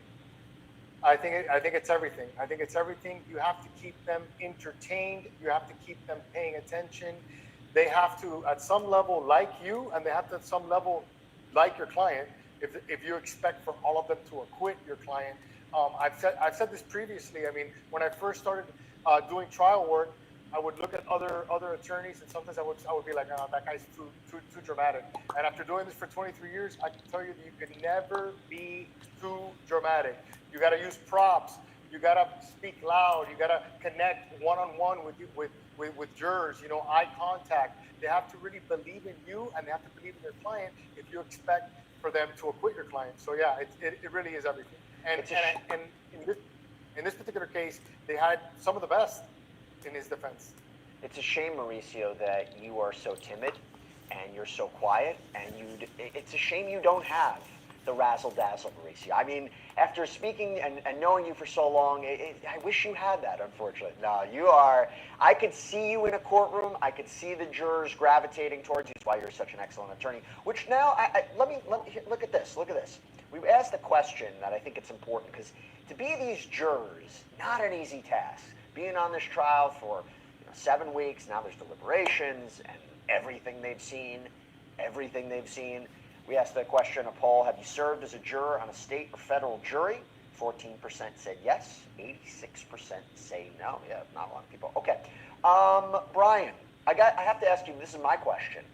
Voluntary intoxication, negating elements or negating criminal intent for the predicates, the 8 underlying predicate crimes. Can you explain that to me? How does that exactly work? Well, I'd really like to see that definition, because that was interesting to me when you said it. But certainly if someone chooses to voluntarily take drugs or alcohol, it could negate, in many instances, the ability for them to complain of coercion, to complain that they were victimized. You know, if it's a co-conspirator in the case and that individual is intoxicating themselves, they have a hard time arguing that they were in league with or conspiring with somebody because they aren't in the right frame of mind to have done so and shared that, what we call that specific intent or that intent to commit the crime. But I was interested I'd be more interested to see what that related to and which particular count. Because let me throw something out what it might be. Yeah. You know, a big theme is for sex trafficking, did he know that they didn't consent? Okay, that's the allegation, right? They didn't consent. And the idea would be, how was he supposed to know? Maybe he didn't know. I don't know if that makes sense. Would that make sense to you, Brian? Like he didn't know because well, I of the mean, state that he was with in? with sex trafficking, how do you posture that? I mean, you've got everybody admitting that they're taking drugs. Everybody admitting that in the beginning, at least, of these freak-offs, they were willing to do so. So, I think what the judge is basically instructing this jury to do is to look carefully at the issue of intoxication, because you're not going to be able to complain in one instance that you're a victim and that you've been victimized when you voluntarily engaged in criminal activity or freak-offs that are, you know, at the point that I don't want to do it anymore and I'm forced. Yourself, you now say, well, I don't know if I had the ability to consent. You know, that doesn't really fly. I think the best thing the defense has going for them is that each and every one of these women admitted under oath, which you never get in a racketeering conspiracy, that they voluntarily engaged in the activity to begin with, that they consented to it to begin with. And then ultimately they would testify that they got to a point where they didn't want to do it anymore and they became coerced at that point. I think that's what the judge is striking at, and I think that's a problem for the prosecution for each of these witnesses. See, the other way of looking at it is it makes it more credible, right? If they were really going after Diddy, they would just say the worst stuff. We never consented to any of this. I mean, the way to say it is, and this is what the prosecution in their closing argument, we're not saying every event was sex trafficking. We're not saying every event even meets the threshold of sex trafficking. They could consent to 1 time to 2 times, but it doesn't mean they consent overall. Now, the defense, or consent to everything. Now, the defense said, let me get this straight. So they consent to 75 freak-offs. On the 76, that jumps to sex trafficking. Is that a big jump?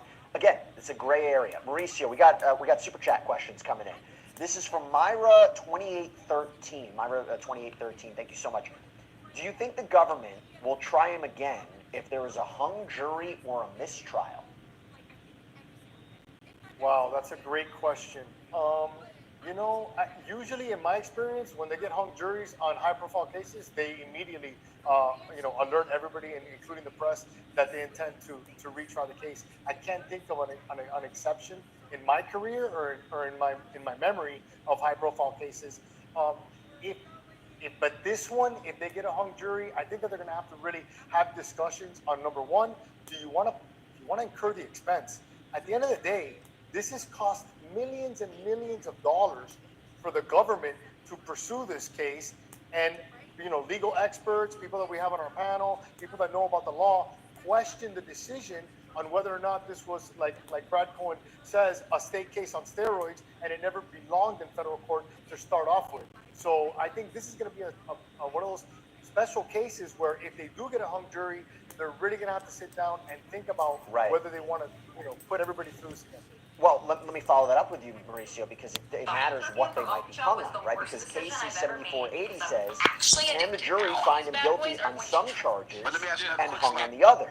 Then would he be back in court on only those charges? So, Mauricio, I guess it becomes a question, right? If they find him guilty on transportation to engage in prostitution, but they're hung on racketeering, or they're hung on sex trafficking, and it matters the split. Let's say there was 1 or 2 holdouts, and everybody else was voting in favor of guilty. I mean, they could find that information out. I think that would influence their decision whether they retry him. No, Mauricio?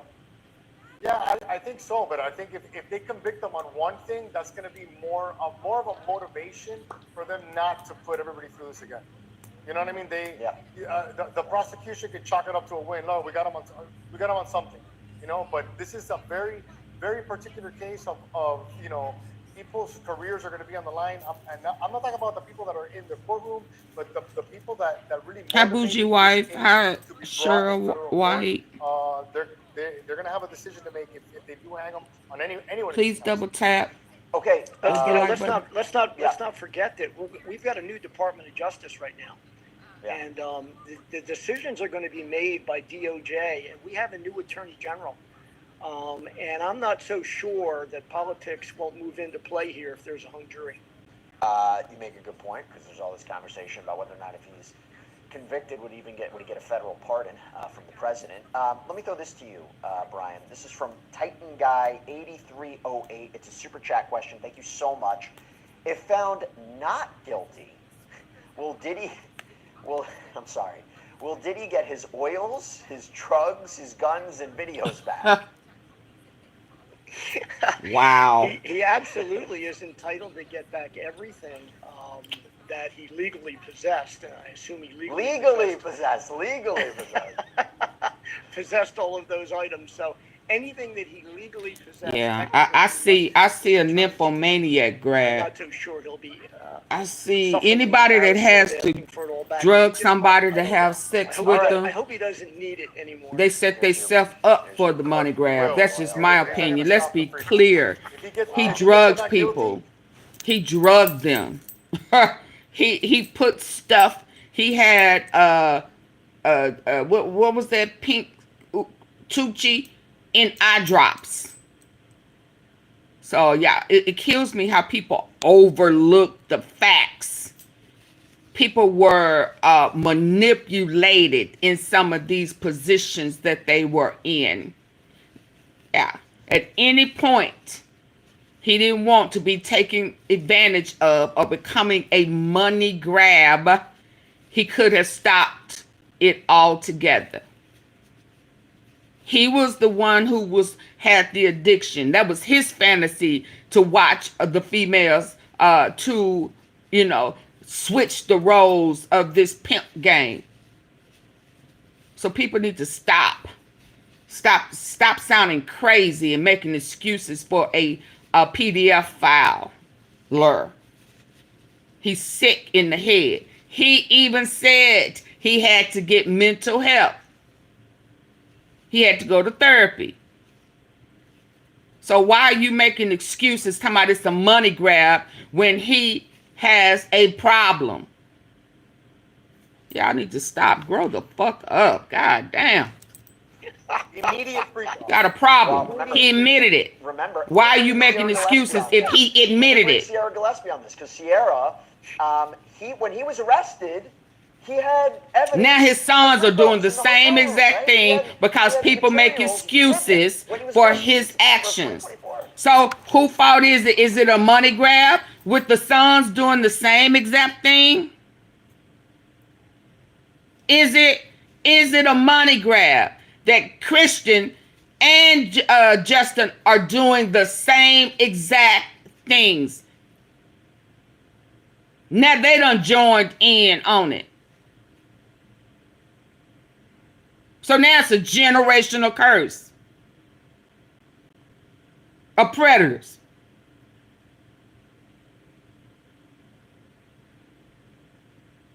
Is that what we've come to, people? You can't even go to a party and enjoy a drink. They got people walking around passing out drinks on the house. Drinks on the house mean that you gonna wake up 2 or 3 days later and your whole bottom part is in pain because 3 or 4 people done ran up in you. Is that what we've come to?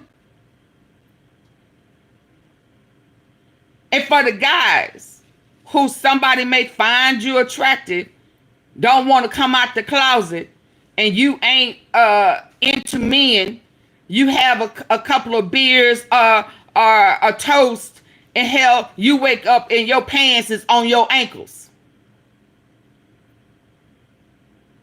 Y'all saying y'all okay with that? Is that what y'all telling me? Because it's not just a female thing, it's a male thing too. He like booty. He like men more than he like women. Let's be clear. But the difference is it's a money grab when it's females. But he don't mind paying male hookers. Y'all okay with that? Y'all okay with him paying for male hookers. Is that a money grab?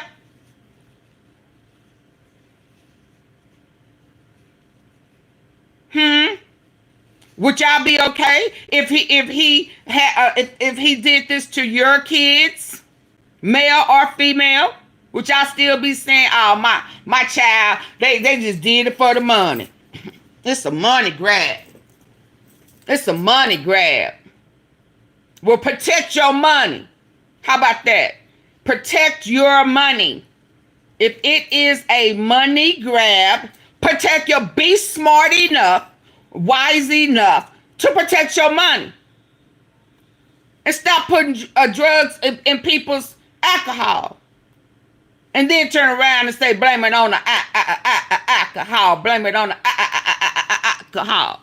Y'all stop making excuses for a predator.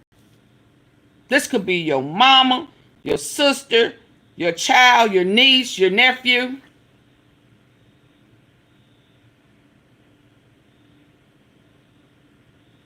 Stop that.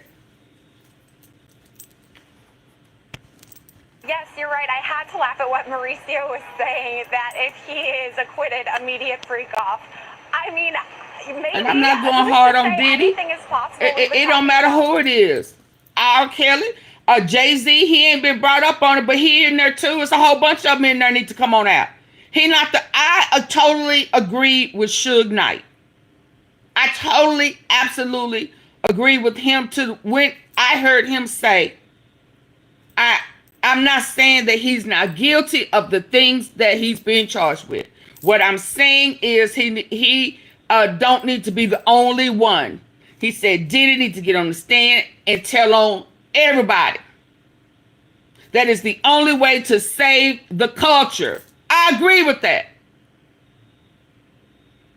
Because if not, it's going to be a repeated factor. So when does it stop? It didn't start with Diddy, but it needs to stop. And once he's found guilty of it, then it's now I'm agreeing with Boosie when he said they gonna get us on the back end. Man, these are just freak out. These are just freaky. Yeah. But the minute y'all start drugging people, unbeknownst to them, and gang banging them, not getting, because you can't be out of it and give permission. You cannot be out of it and give consent. So if somebody is high, drugged up, drunk, whatever, you cannot be intimate with that person. Period. You can't say, well, yeah, she was drunk, but she said, yeah, she was cool with it. She was moaning, or she was moving her hips. Yeah, shit. She, yeah, but she drunk. You done slipped her a Mickey.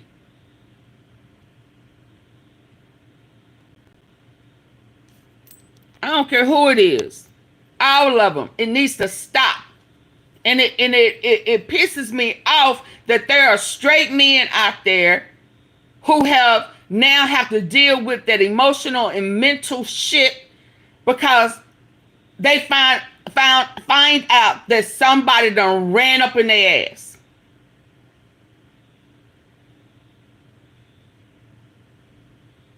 Yeah. Imagine that. You went to go party and kick it, and now you dealing with the fact that, oh damn, am I gay? Man, what the fuck just happened? Huh?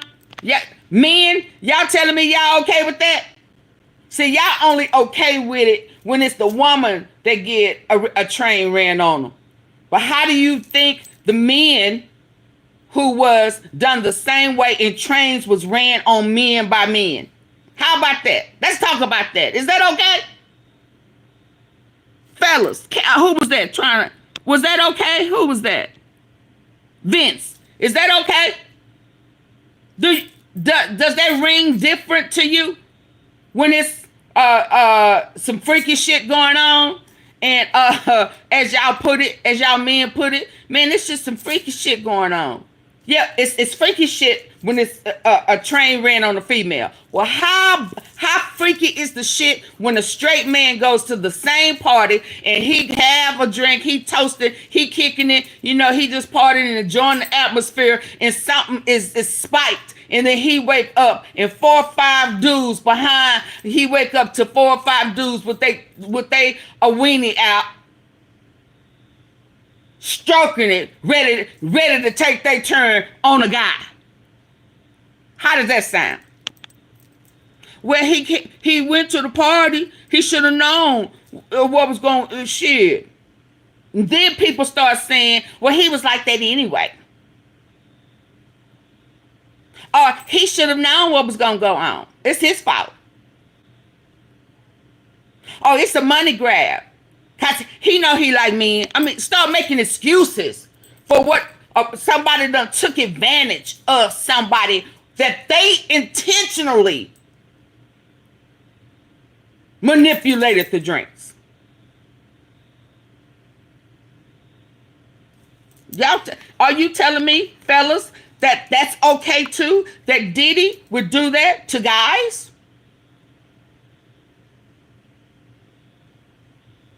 So how likely is it that a man would just go and go run to the police and tell the police that, I mean, just right when it happened, that he's been violated? And I think I was violated because it was like 4 or 5 dudes standing there with their thing out, stroking it like, and then my butt is hurting and my pants was down. And I don't even know what happened. I just blacked out. Fellas, don't get quiet now. Come on, talk. Let's talk this thing out. How does that sound, though? Y'all still cool with that? And if he decide once he get therapy, and he finds out, you know, it clicks, he wakes back up.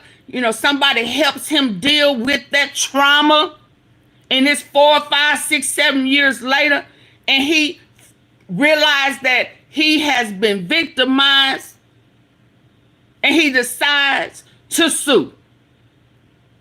Is that a money grab?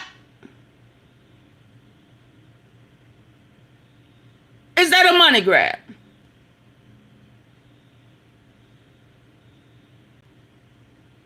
No. It don't matter if it's male, female, or minors.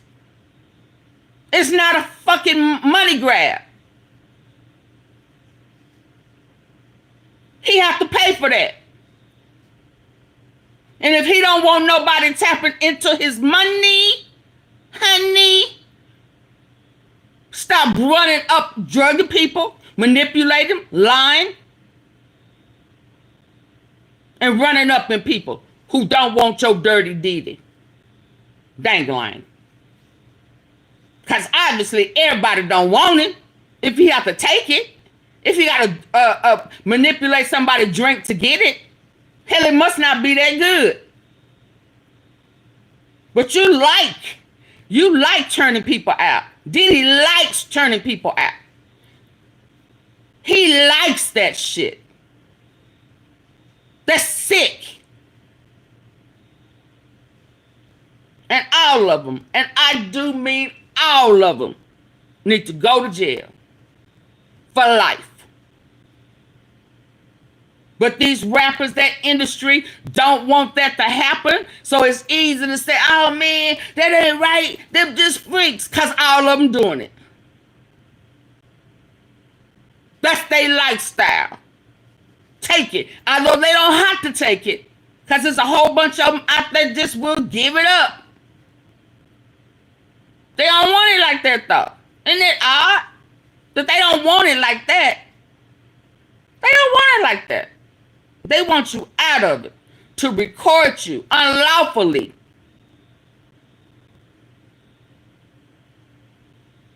That's fucked up. And it's messed up that people are making excuses for that. But I want every man to say that it's just freaky shit. Man, that's just freaky shit. That's what we do. Well, what about when they do that to guys? What if they do that to you?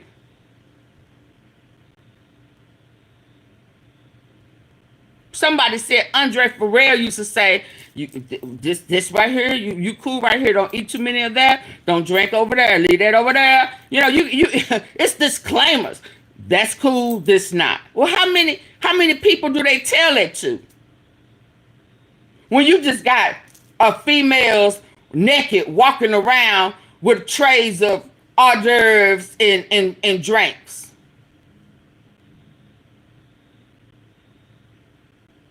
Yeah, nah. Send his ass to prison for life. And it's heartbreaking to know that he has planted these type seeds in his kids.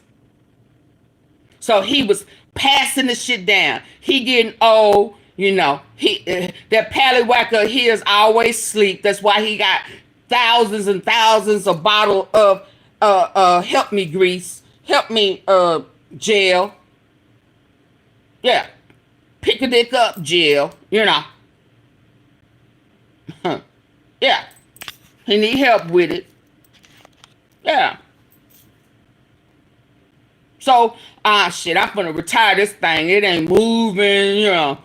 So he gonna hand that seed down to his sons. Justin Actor, he been recruiting. He been recruiting young people for his daddy. That's hell, him and Justin, and the same Justin that just got charged, and Diddy shared Lori Harvey. Both of them had her. What type of crazy shit is that? Y'all, we gotta stop, for real. Like how any sort of verdict could come and we'd be shocked, but also not shocked because anything is possible.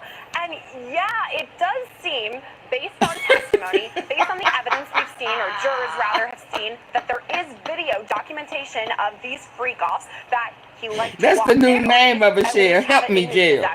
Which, yes, at the time of his arrest, September 2024, almost a year ago at this point, yes, that's what he has with him. Hepatitis jail. Interesting choice, Yeah. but a lot of the choices that he has are pretty interesting in general, so I don't know. If he's acquitted, maybe he goes out and gets some more baby oil. It stays I don't sleep. know. Well, Wake up jail. I Shit. don't think he's becoming a sponsor for Johnson & Johnson anytime soon. I'll tell you this much, Sierra. We don't know. He had more what is it? Electroglide. Crimes, they have to say. Then he had baby oil. They have to say it continued basically up until his arrest. That helps their case. So the fact that when he was arrested, he has evidence purportedly of these, and if we're treating freak-offs or wild king nights as crimes, that helps the prosecution. Okay, we got this question from LaRob Show 6300, Sierra. What time did the jurors wrap up today? Is there a chance the judge lets them deliberate into the evening if they want, or is there a strict cutoff for the day? This is a really good question because it varies depending on case, right? I know a lot of our viewers here have probably watched many a trial here on Law and Crime, and it varies depending on the judge or the state. Now we're in federal court, and the answer is, I don't know when we're going to be done for today, okay? So it's really going to be up to the jurors. If they, are really close to something and they feel like they want to wrap it up at 5, okay, they can, or rather if they want to keep going, it's up to them and their discretion. So it's kind of TBD right now how long we're going to be here today. I mean, I'll tell you, we're going to be here. Elizabeth is in the courtroom now. I'm going to be outside until we get the okay, they're done for the night, but it's really up to the jurors at this point. It's in their hands in so many ways. Oh, absolutely. And let me throw a super chat to you because we're hogging all the super chats. Sierra gets a super chat too. Don't think we're leaving you out of super chats. Got a super chat from Melanie Fox, 4314. Thank you so much. Sierra, what's your prediction for the verdict? I mean, this is difficult. I wish I had a magic 8-ball for nostalgia reasons and because I would like to know. Although, to be fair, would a magic 8-ball tell me the answer? I'm not entirely sure. My guess is a mixed verdict. I think that that's most likely. I do think that there is enough evidence for a conviction. in some way. Again, we've talked about this. I wouldn't be surprised whatever happens, but I think overall the strongest one has got to be transportation to engage in prostitution. That's what I would have said prior to closings. I do still think it's pretty strong. However, after closings, I think RICO might have been clinched too. So it might be all of them, but I'm going to say mixed just to be safe. You know, I've said it time and time and again, the closing arguments in this case, I think the whole trial is built around them. I think this was a complicated case. Both sides needed to lay out in a very digestible way whether or not this was RICO, whether or not it wasn't, whether or not they met the elements or they didn't. And I think both sides did a really strong job. The transportation to engage in prostitution, I mean, if I had to side, I think the prosecution nailed it there. But you got off in the bag with sex trafficking and racketeering. By the way, I want to let everybody know something. We have incredible viewers. We have incredible questions. And I want to let you know that right now, we're announcing this. We have the #1 live stream on YouTube right now for the Diddy verdict watch. That's right. So this is amazing. This is all due to you guys. Please stay with us for the remainder of the day as we continue our coverage. We're going to do this all day. We're going to do this through the verdict. We're going to do this for the rest of the week as we are in verdict watch. We really make this show. We produce all of this content for you guys. This is all for you. Thank you so much. And this is one of the rare platforms where we can engage with you, get your feedback, figure out what the questions are, try to analyze the law, try to analyze what's happening in real time, because sometimes it gets complicated and we don't talk about it in a 5-minute bite. We have the opportunity in a 2-hour show in blocks, we're going to be doing it all day, to really get into this and really get into the law. So thank you so much for your continued watching, your continued support. We're going to keep it going. Okay, let me bring it back in, Mauricio and Brian. We have a question here, a super chat question. For Mauricio, Professor Elm 13, thank you so much. Could the evidence in this case be used to indict other freak-off participants who don't have immunity, i.e. other celebrities? What could the charges be? Now, to be clear, I didn't hear anything about other celebrities being a part of freak-offs or Wild King nights, but, you know, you talk about the potential sex workers or the purported sex workers. You tell me, could the evidence in this case be used to indict other people? The answer is yes. The fact that they used the evidence in this case doesn't preclude them in the future from using that evidence to, you know, to charge somebody else. I don't think that that's going to happen. I think that they've really put themselves out there in even charging this case the way that they did. And I don't think that, you know, whatever happens in this case, whether they convict them or not, I don't think that the prosecutor's office there in New York is going to want to continue with this. I don't see them charging, no matter who the celebrity is. I don't think that they're going to want to be involved in this type of case after this trial. So I don't see that happening. But legally, yeah, they can. The fact that you use evidence in the trial does not preclude the prosecution from using it in future cases against different people. Brian McMonagle, let's make something very clear. This is from Joshua White, 3661. Super chat question. Thank you so much. Nothing is illegal about having a freak-off, right? Oh, Lord. Correct. Well, if you use prostitutes, I guess. Well, you didn't say that. Yeah. I mean, having a freak-off isn't illegal. Yeah, but when you use illegal drugs and drug people, and you use prostitutes across state lines to have sex, that's illegal. So freak-offs, you can have them every day, all day. It's just up until somebody say I don't want to, and you make them. Together for those that have interest in it. You don't violate any state or federal laws in doing so. Right there. Yeah. Bam. If you don't violate any state or federal laws in doing so. So no, it's not illegal to be a freak. As long as you don't violate any laws. Well, there lies the problem right there. You violate laws. That's why I said you need to learn the law. It's not about just being freaky. It's about all that other extra shit y'all do trying to be freaky. Trying to take it up an extra notch. Why you got to put something in the drink? Why people gotta need help to be a freak? If you freaky.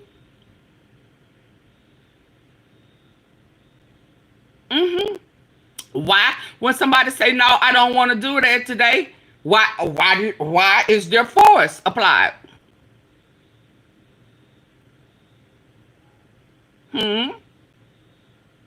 Yeah, why do you need to have drugs to be freaky? Why you have to bring in other extra people and pay for it to be freaky? Yeah, so it's not, if you a freak and y'all want to freak out, cool. But all that other extra stuff, when you start breaking the law, there lies the problem. So you make sure you check your laws. Okay, now if I spike the drink, is that against the law?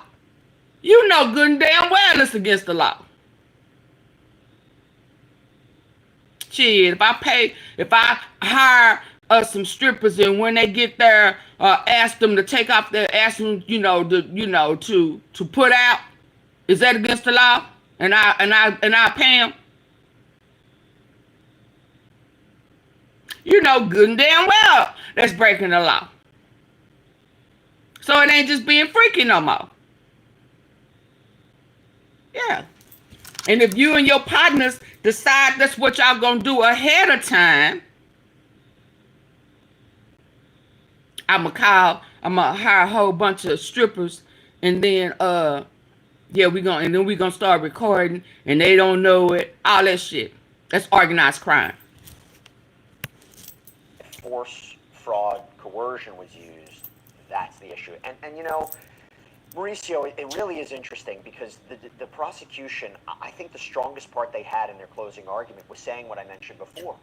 You might say a lot of these episodes were consensual, a lot of them don't meet the requirements of sex trafficking, but I'm going to give you specific examples from Cassie and Jane where it was sex trafficking. So where they talk about Cassie, the 2016 incident, right, the hotel tape.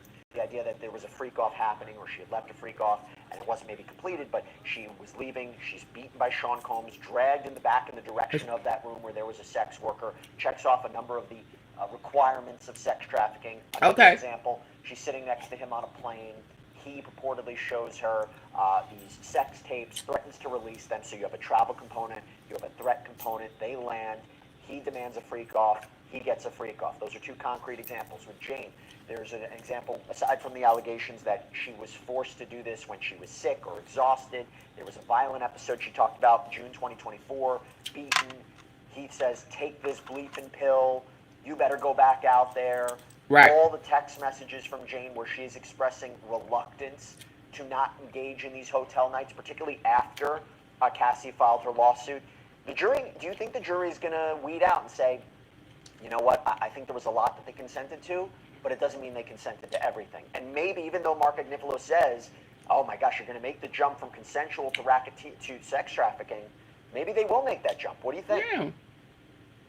Just like someone can say, can make the jump that, a woman consented in the beginning of sexual intercourse, and then at some point she negated the consent, and whether it was rape or not. So the fact that you can withdraw your consent, and especially the video, the violent attack, at the end of the day, if you believe that P. Diddy did the things that the government is accusing him of, the multiple day interrogation, the firebombing the car, he's acting like a criminal. And even though this RICO may be RICO, it doesn't mean that even if they have a problem with the law, it doesn't mean that they've satisfied the elements of the law and that he may be guilty of sex trafficking and of RICO.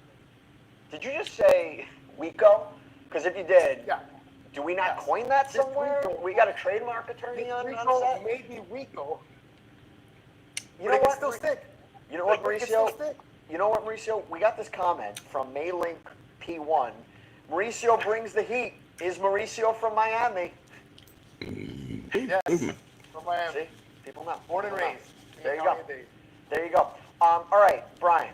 This is a great question from Nestdog, who's been a frequent contributor with questions during our live streams. Actually, a lot of our viewers have been as well.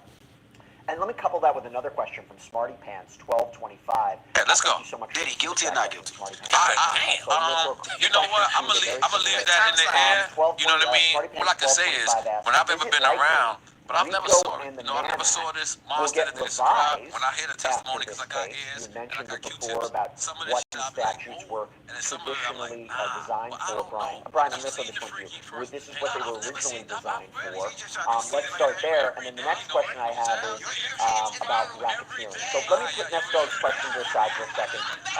Brian, let's stick with this. Smarty Pants 1225. Is it likely RICO and the Mann Act will get revived after this case? I've been waiting to see this story. You know, I don't think so. I mean, you know, revising a statute involves, you know, cooperation within our government to change the statute. Every single challenge to the constitutionality of the RICO statute has been struck down by the Supreme Court. I'm not aware of any opinions that are up there that would challenge it. If there's a conviction here, they could challenge the use of the racketeering statute and take it all the way to the Supreme Court. But getting legislation like this, you know, a federal statute changed isn't easy, and I don't think one case will do it. And I don't think this would be the case. Hell no, this ain't the case. Put in one more question for you, Brian. This is from He not special. That's his problem They got now. him on prostitution, drugs, and bribery. Isn't that technically RICO? Yeah, but you gotta prove the criminal enterprise, and you gotta prove with unanimity those predicate acts. And so, yeah, I mean, I think. What's his name? Paul. Brandon Paul proved the enterprise. Focused on the definitions. They could check both those boxes and convict him of racketeering in a minute. I just wonder, with all of the consent issues in the case, if they don't just take the easy way out, clip him, you know, on the Mann Act. Brandon Paul proved the enterprise. And call it a day. You've got to get a unanimous verdict, and you got to get all 12 people to agree on every predicate act, and then on the racketeering enterprise as well. Not easy to do.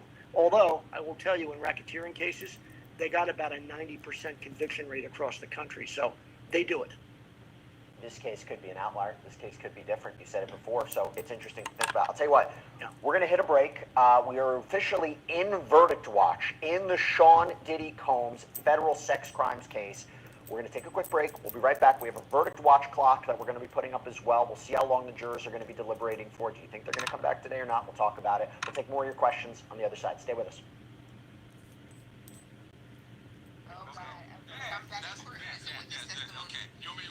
Refresh your memory. No, I'm very refreshed. I see it every time it goes viral. I think I'm tagged.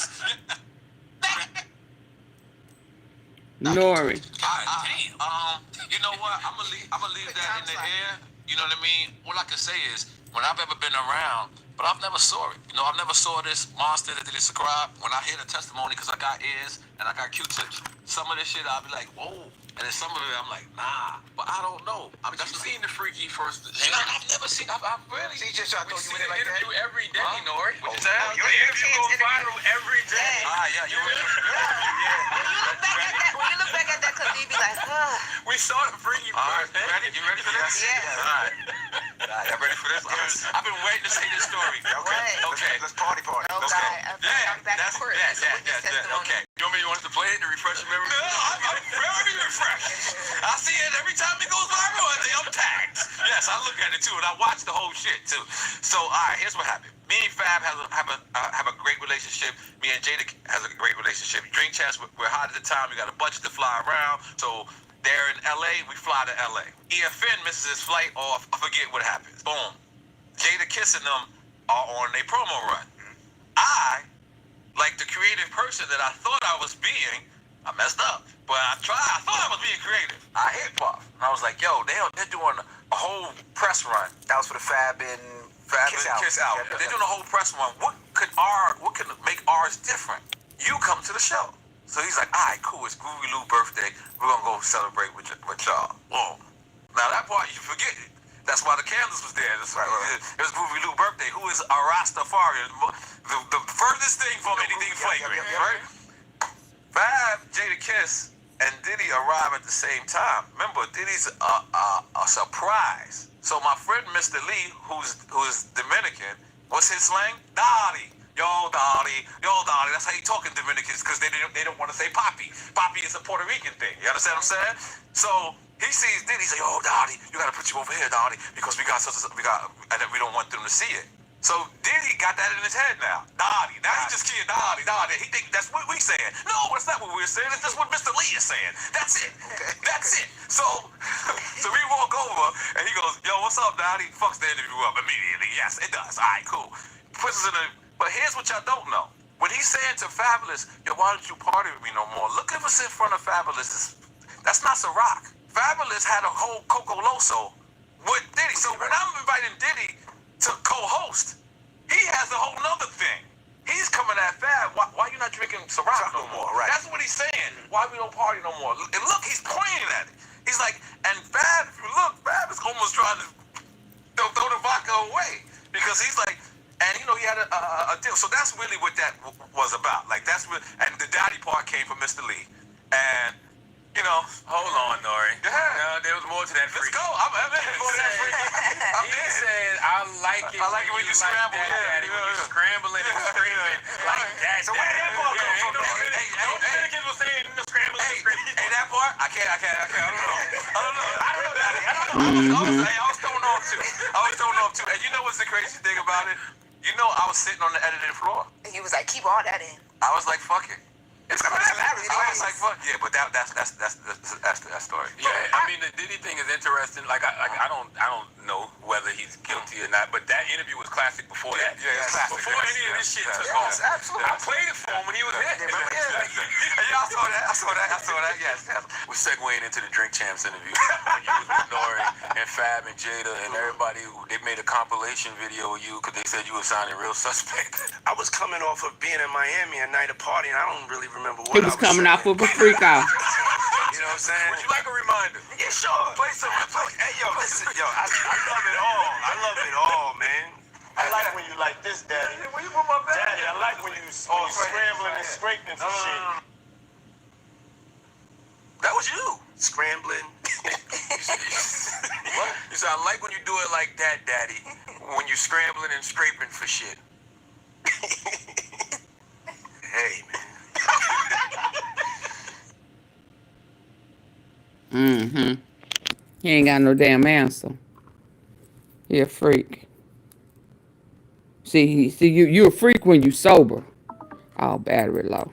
Yeah, but when you start drugging people, they still got us on.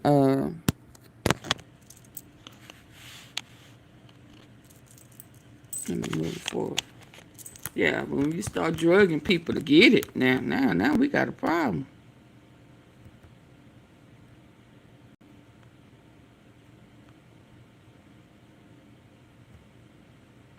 Sierra, my understanding is we just got an update.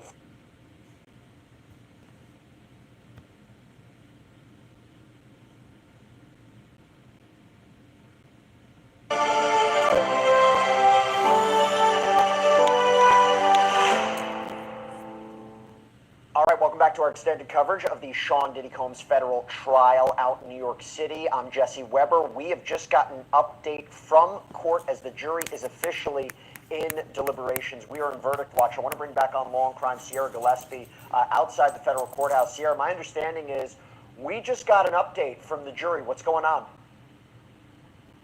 Yeah, Jesse, this is our first big update about 2 hours into deliberations, and it sounds like the jurors have a question. So we don't know exactly everything yet. Lord. I'm sure that will be coming momentarily, but here's what we do know. It was a note written on a line.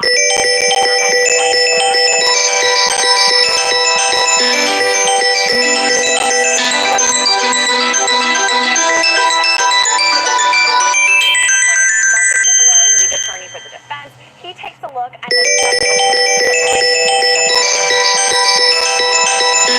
on that little note or the question. But as of now, it sounds like both sides know what's going on.